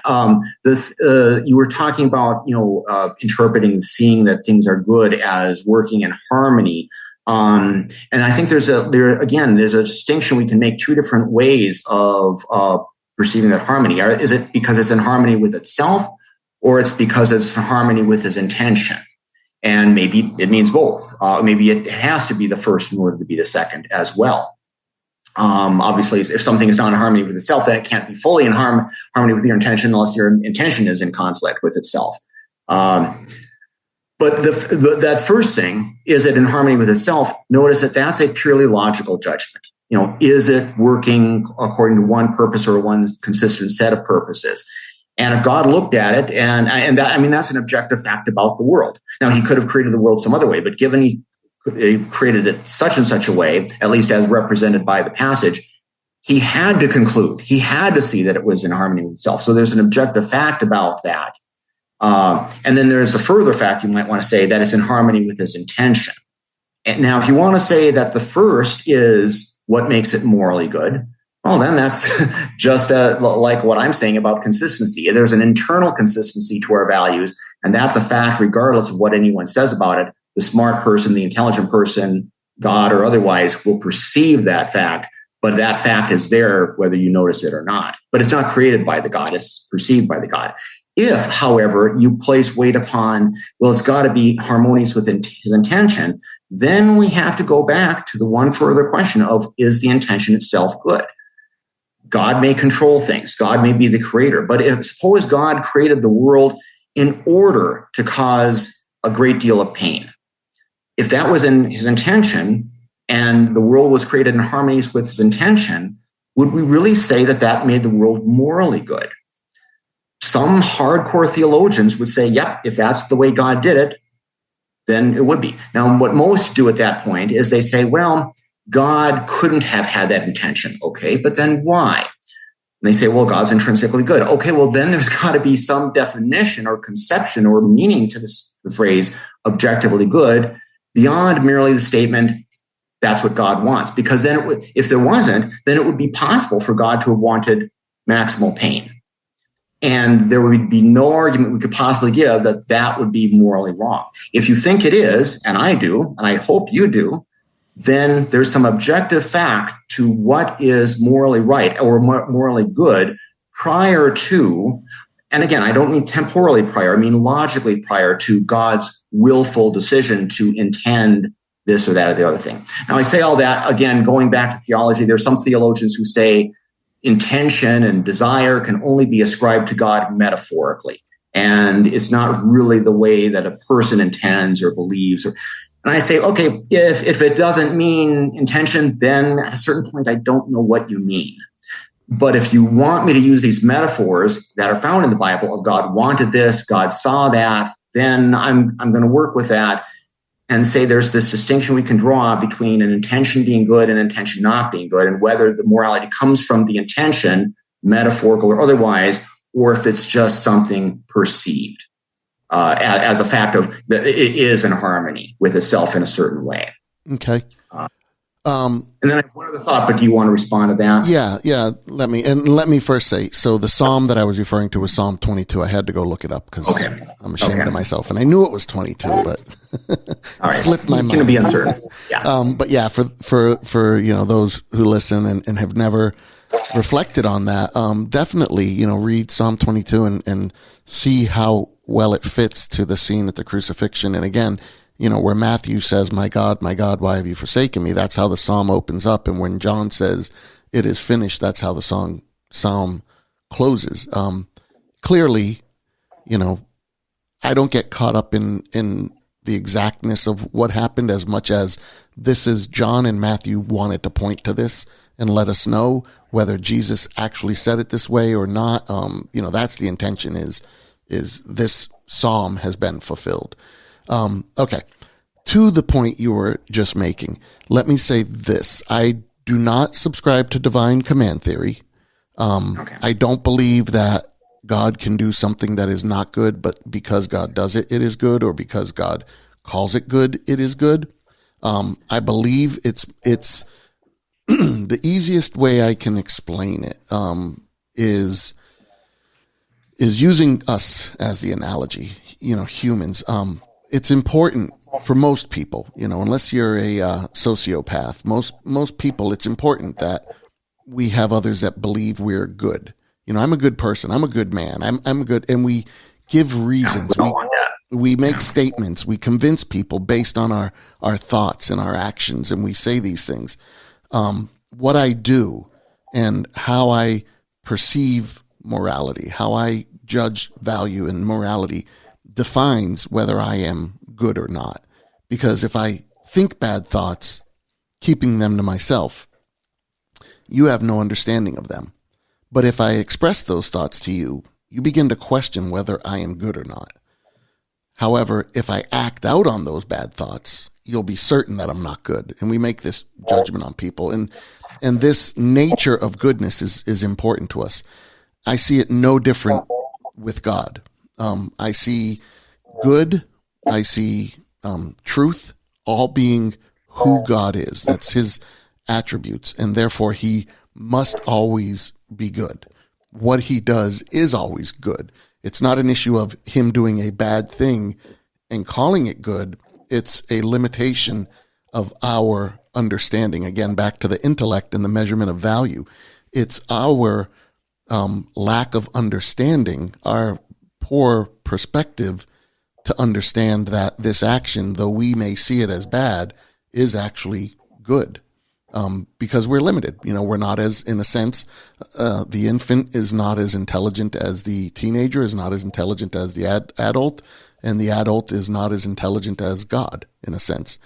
Let me give an exact example so I don't sound like I'm beating around the bush with this, because one of the ones that has come to me often in discussions is when God commands killing of the Canaanites and killing of the women and the children of the Canaanites. And really specifically, the one that always causes the most harm for people is the babies, the infants.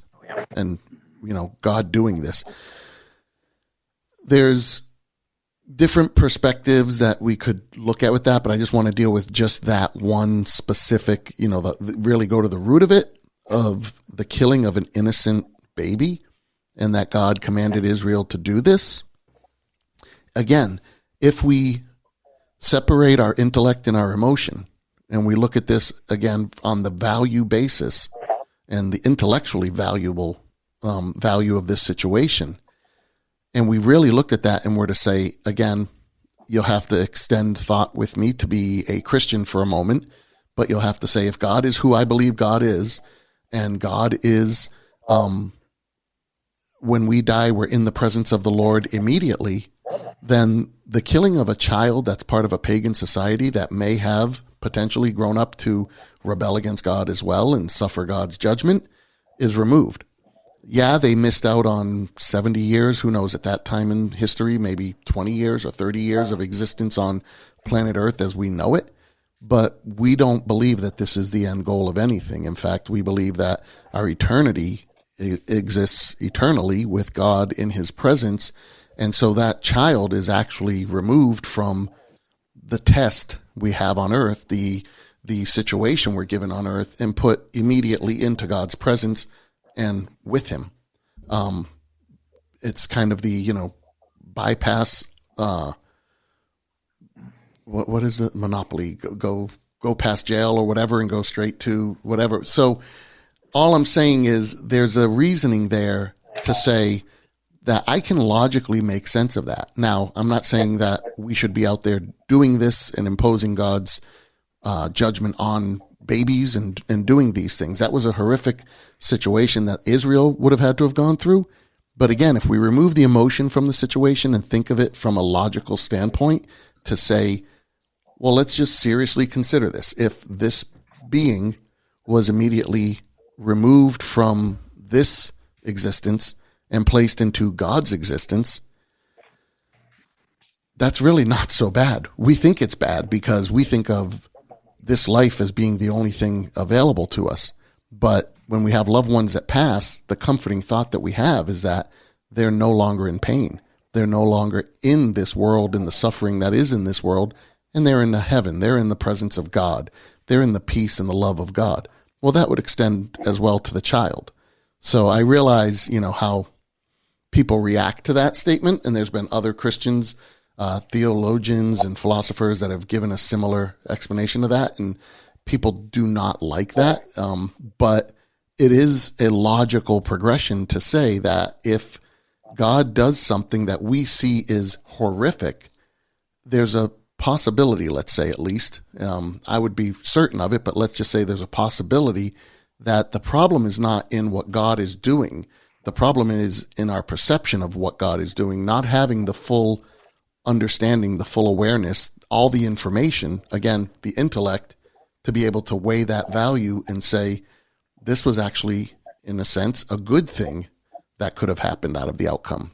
And there's details behind the Canaanites and their religion and we won't go into all that. I'll just say on a logic level, you can get to a point to see where that could be a realistic approach that would explain it. I don't know the details behind it. I don't know everything to do with it, but I don't know enough to judge whether or not God is being moral or immoral. And what I do know of God, I trust that he is moral and makes the right decisions because it is, again, his fiber. He is the good. And so I go there with that. I'm not sure if you're appalled with me for going down that path or not, but I'll give it back to you now. Well, I'll say of course I've heard before this discussion of the Canaanite children, and of course related things like children drowned in the flood.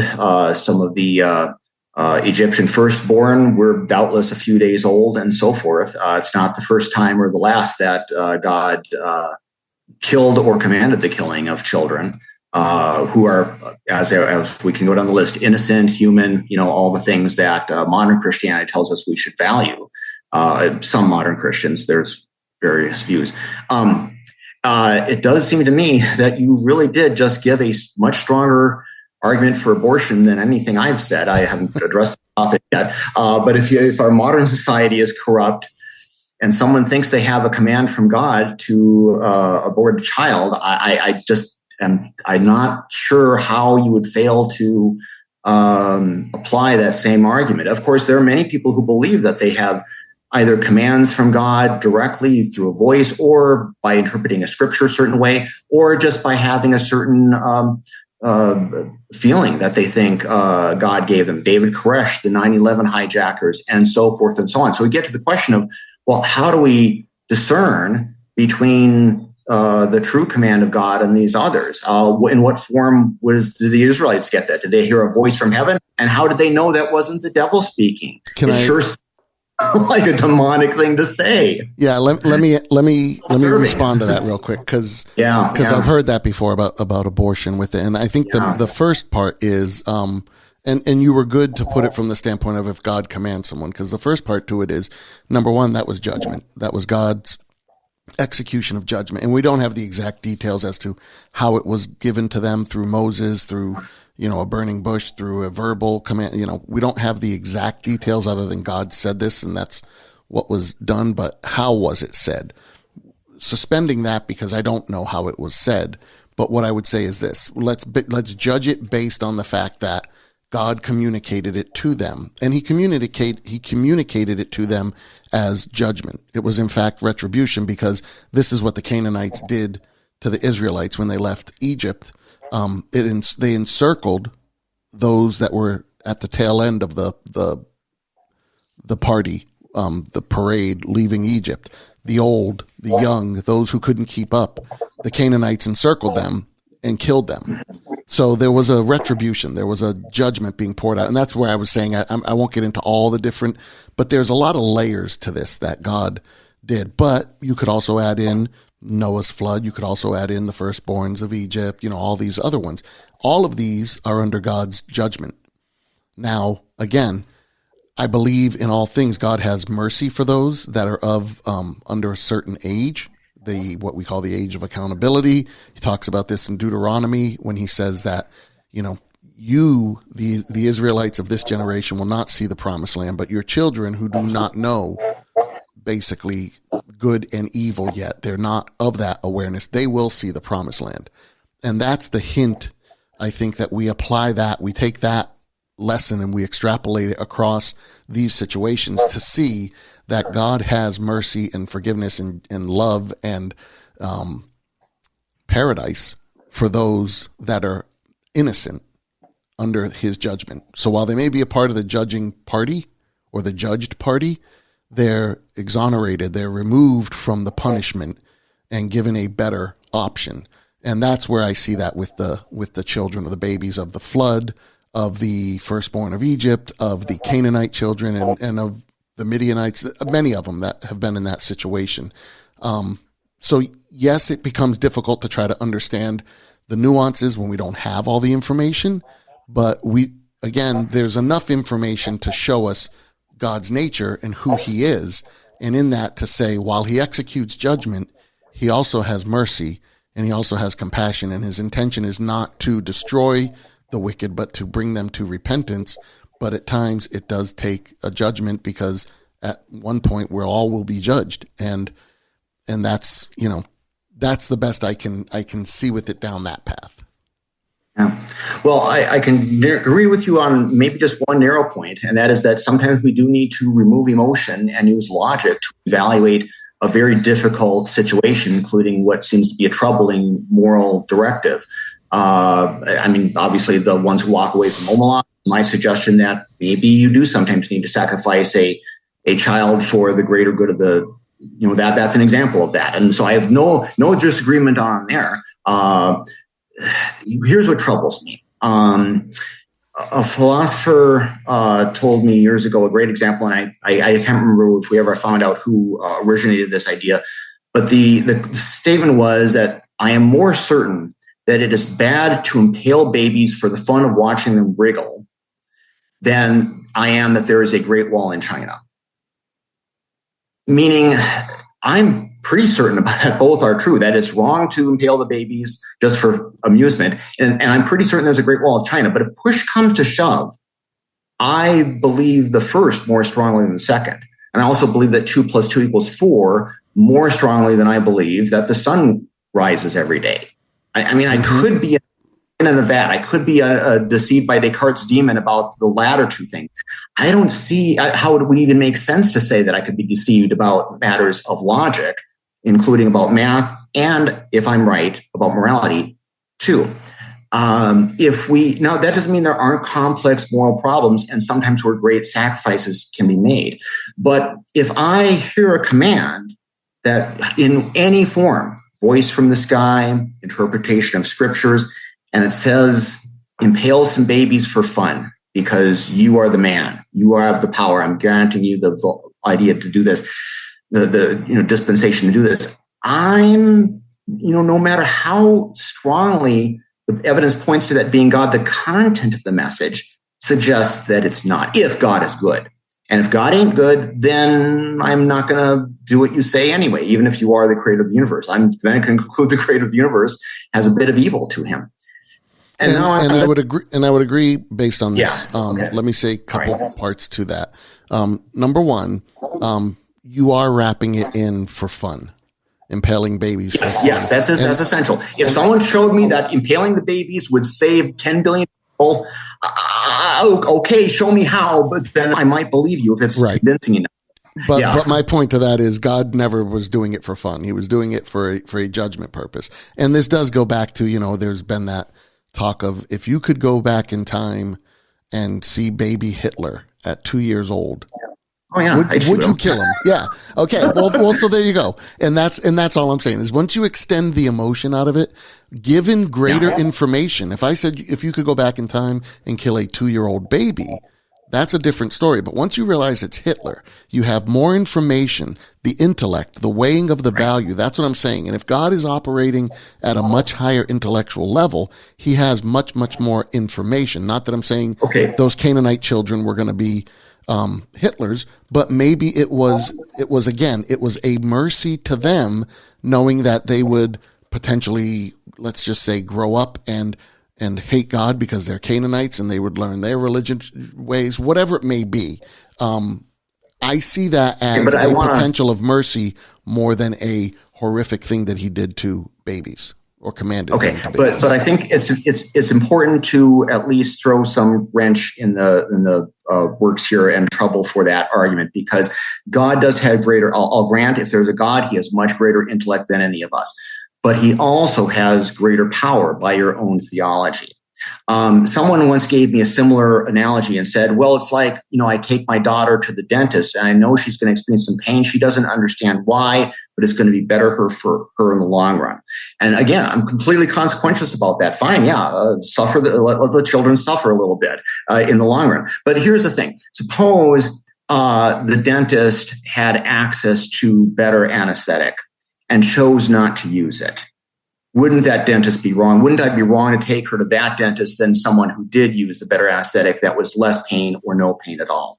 Now, if God, so the kinds of arguments that are often given about, well, God allowed this kind of suffering because it avoided some greater suffering, some greater harm, that's the kind of argument or logic that you or I, as finite, limited agents, might do. Maybe it was right even to, although many Christians will disagree about this, maybe it was right to drop the atomic bomb on Hiroshima because it spared so much more suffering. I'm consequentialist about that. If there's an argument that killing 100,000 will save 1 million, yep, I'm there. Okay. The problem is that you can't use those arguments very easily for an omnipotent being. If I had the power to magically whisk away the guns of the Japanese, if I had the power to neutralize their government without dropping the atomic bomb, I would be very wrong to do that. And God presumably has the power to change the Canaanites.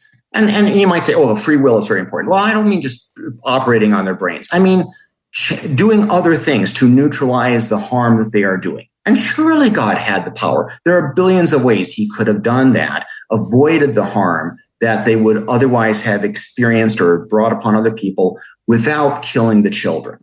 And if you think there isn't, then I fear that you're making I fear that you're making selective application of God's omnipotence and power. You're saying we'll treat him as omnipotent in this sphere, but not when it leads to problematic judgments. And I'm just going to assume that for some reason that I don't understand, he can't have done that. That worries me. Yeah, but in Christian theology, what you're doing is you're isolating his attributes, and you're saying he's all powerful, therefore he can do anything that he wants to do. Well, God himself has put limits on himself because he's consistent. So meaning he's not only omnipotent, he's omnibenevolent, he's all good, he's all knowing, he's all present, he's also justice, he's all just. That's part of his benevolence in that he's full truth. He's not, he can't lie because he's not capable of lying, because if he lied, he wouldn't be any of those attributes. So we can't separate the attributes and say, therefore, since you're all powerful, you can break your own laws. Then he wouldn't be truthful. He wouldn't be just. If he could break his laws, this kind of comes down to a similar thing where people would say, atheists have said to me, why can't he just forgive? Well, he can't just forgive. That would be the absolute worst thing in the world he would ever do to anyone. If he forgave without justice being fulfilled, you couldn't trust him.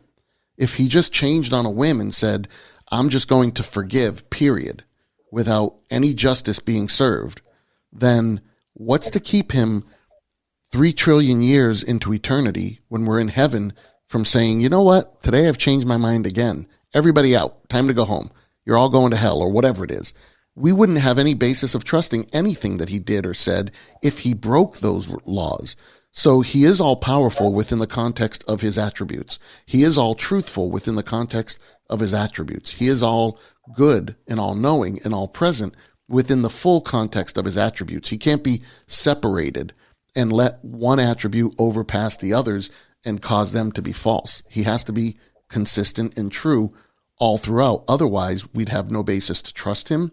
We would truly have chaos and no, he could do anything he wanted to do on any whim. And so with all of that, again, back to the order, that's what he sees as good, is the order. And when things are right, when things are well, they're in order and they're in their place with these things. The other point, though, I will make is what you described about why couldn't he approach, in other ways and change the Canaanites and stuff. That's exactly the story we have in the Exodus when Moses is repeatedly going back to Pharaoh. And there's these plagues. There's these things to try to get Pharaoh to bend, try to get Pharaoh to do something different. And then the last result is, okay, now we will punish you by taking the firstborn of your children, which, again, is exactly what Pharaoh did to the Israelites. That's how Moses escaped. And at the time when Moses was a child, that was the Pharaoh's decree at that time. All the firstborn of Israel would be murdered. So God is basically giving him back what he had done, what he had said. Again, same thing with the Canaanites. These aren't things that God is just on a whim passing out judgment. These are situations where under circumstances, the scales have been weighed and the person, the civilization, the people group have been found guilty. And again, this will happen for all men. One day, this is what Revelation calls the white throne judgment, that we all will be judged. We all will eventually be under that judgment of God to be weighed on whether we are good or not good. And the only way that we can, again, this is the story of the Bible culminating in Jesus Christ as the Savior. The salvation is from our depravity, from God's wrath of what we have brought upon ourselves in our free will ability to choose and do what we do. We choose to be either separated from God or to seek over ourselves or whatever that may be. That will be judged. And the only way that we escaped that judgment is by giving of ourselves to that submission, to that not my will done, but your will done, to that lordship of Jesus Christ. Without that, then we're suffering on our own because we have either, again, chosen to, in a sense, represent based on our own good merits or completely deny God and abandon it altogether.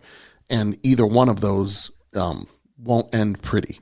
But it's not, again, God is not up there just rolling dice. That statement of, is God rolling dice? He's not just up there rolling dice and saying what's going to happen and who's he going to judge and who's he going to kill today. And he's very consistent. He's just, he's benevolent, he's all present, he's all powerful, he's all knowing. He has all these attributes that he's all of them at once. And that's why we know that he can be trusted. That's why we know that he is good. That's why we know that, again, 3 trillion years into eternity, he's not going to change his mind all of a sudden. He upholds himself to the standards that he's upholding us to. That's why, again, in the Old Testament, it's be holy as I am holy. Our only problem is we can't be holy, and that's why we need that mercy, that salvation. So anyway, this was great. Well, go ahead, Scott. Yeah, I need to tell you, I'm still very concerned, and let me lay out the general for the concern here. It sounds to me, and again, I've heard an argument like this before from many theologians or people who are theologically thinking and trying to give apologetics, that is defense of things in the Bible. You're starting with the presumption that God has all these attributes, and therefore, whatever the evidence might be that we see, we should trust that God is somehow expressing omnibenevolence and omniscience and omnipotence in whatever actions we see him doing, because he must have his reasons. The problem with that is that it can explain absolutely anything. It's an unfalsifiable hypothesis. If I had the conviction that this glass of water I have in my hand was an incarnation of divinity, you might say, well, it doesn't look like God. It's not acting like God. It's not doing anything I expect God to do. Yes, but if God is omniscient, omnipotent, and omnibenevolent, he must have reasons for appearing to me as a cup, which I can't understand, but I just trust that they're there. So, it can explain anything. It can explain why God would tell you to give to charitable institutions. It would explain why God tells you to murder Canaanite babies. It can explain absolutely everything. It's somehow part of the divine plan. Anything, as long as you focus on God's intellect and his this clever, detailed, somehow he's constrained himself in just the right way that this particular action, this particular command had to be the only one that was consistent with his omni attributes, then anything is possible. And so as a result, you have to suspend your judgment. If you get any, at least as long as you pay any attention to the supposed commands of God or his virtues or whatever else is supposed to inspire us morally, you have to suspend, at least at times, all of your judgment. All of your evidence may go the other way. And then how do you know that David Koresh isn't the incarnation of God? Well, he looks like he's saying things that aren't in the Bible. Well, there are some things in the Bible that look contradictory. Theologians have clever ways of explaining apparent contradictions. Are they successful? Are they not? I don't know. They can be very convincing to many people. So once you open that door and you say, it's better at times for us to suspend our reason, then anything is possible. Let me address that because I'm smiling. Go ahead. All right. And what the reason I'm smiling is because I love what you're saying right now, because don't take this the wrong way. You're so close to the truth, but it's distorted. Okay. Go for it. And this is why, because what you are describing is faith. And I'm not sure if you're aware of that. Faith. I believe that is, and it worries me. Well, okay. Faith is. David Koresh had faith. Worries me. Well, let me deal with my God. Okay. Faith is trust in the absence of understanding. And that trust could be blind. We call that blind faith. I have no reason to intellectually trust you, but I'm just going to trust you. The beautiful thing is God didn't expect that from us. And he gave us all this literature to read and understand. And it's told in stories. This is the Bible. It's, what we have, 66 books written by, I believe it's 48 different authors over roughly a period of 1,800 years in different cultures, different parts of the world, under different rulers, different kingdoms, and yet they're all very consistently telling of the same God. And I know you're shaking your head no because of contradictions. Yeah. We could go down the path of what's a contradiction, what's a different perspective, but the truth of the matter is those stories is how we understand those attributes. We didn't just pick these and assign them to God. They're shown to us. They're revealed to us, what we call revelation, even in those stories, in one of two ways, either because God has said it or because we saw the actions take place. And I would really say it's a combination of the two. And so when we say he's all good, he's all knowing, those come from those stories in the Bible. And we see that he's all good. We see that he's all knowing. The story tells it. It's something that happens, whatever it may be. Again, all the way through the Old Testament and especially through the New Testament with Jesus, we really see the culmination of God's attributes all in the person of Christ. Now, when we see those attributes, it's not a presumption of God's attributes. It's evidence that we see based on these occurrences, these stories. Now, granted, I did not live 1,200 years ago. I was not there when the Babylonians took the Israelites and Daniel and his men did what they did. There's a level of faith in that. But the reason why I still, at 51 years old, have been scouring this book, I listen to it on audio, I read it, I have different versions of it, different translations. I have software that lets me study it and read thousands of commentaries. This is stuff people have been writing about for thousands of years and dissecting and dealing with these stories because they're so deep, they're so powerful, they're so effective on our lives.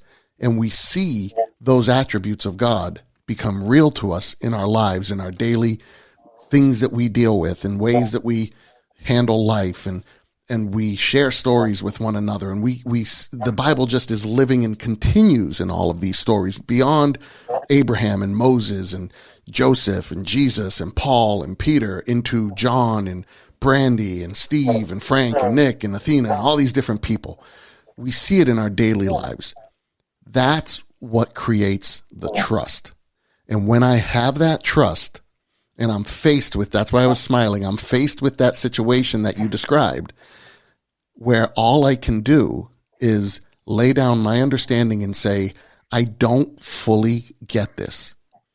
I'm trying to let me use an example. I'm trying to understand your command to kill the Canaanite children. I'm trying to understand whatever it may be that is not fully settled in me. I don't understand it, but I understand enough of you that I will trust that you are who you have shown yourself to be through that Bible, through my life, through those around me, and all of these things. That is faith. Faith is not this blind leap of, I have no reason to believe this. In fact, everything tells me the opposite. If the Bible told us that God was a avenging, evil, angry, diabolical presence, then we wouldn't have that security and trust in him. But what we get out of that, and again, for thousands of years, people writing probably hundreds of thousands, if not, I don't know, maybe millions of literature, pieces of literature about these stories and reassessing these verses and these parables and these Psalms and these, stories in Genesis and Kings and all this stuff, talking about it, learning from it, going over it in many different ways. We come to the conclusions that, in a sense, we could sum it up in as God is good. And as they say, all the time. And as a result, we look at that and we say, therefore, I trust you. You don't trust him. I do. And that's where you don't understand that.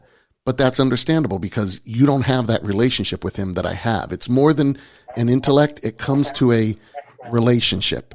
And it's the same way that I can have a relationship with my wife or my children or other people. And that grows understanding and trust in them. They may let me down, but I can look through the course of life and see areas where they have failed. If I look at God, I look at the Bible, I look at, again, the teachings, I look at the examples in life, I don't see that evidence of failure.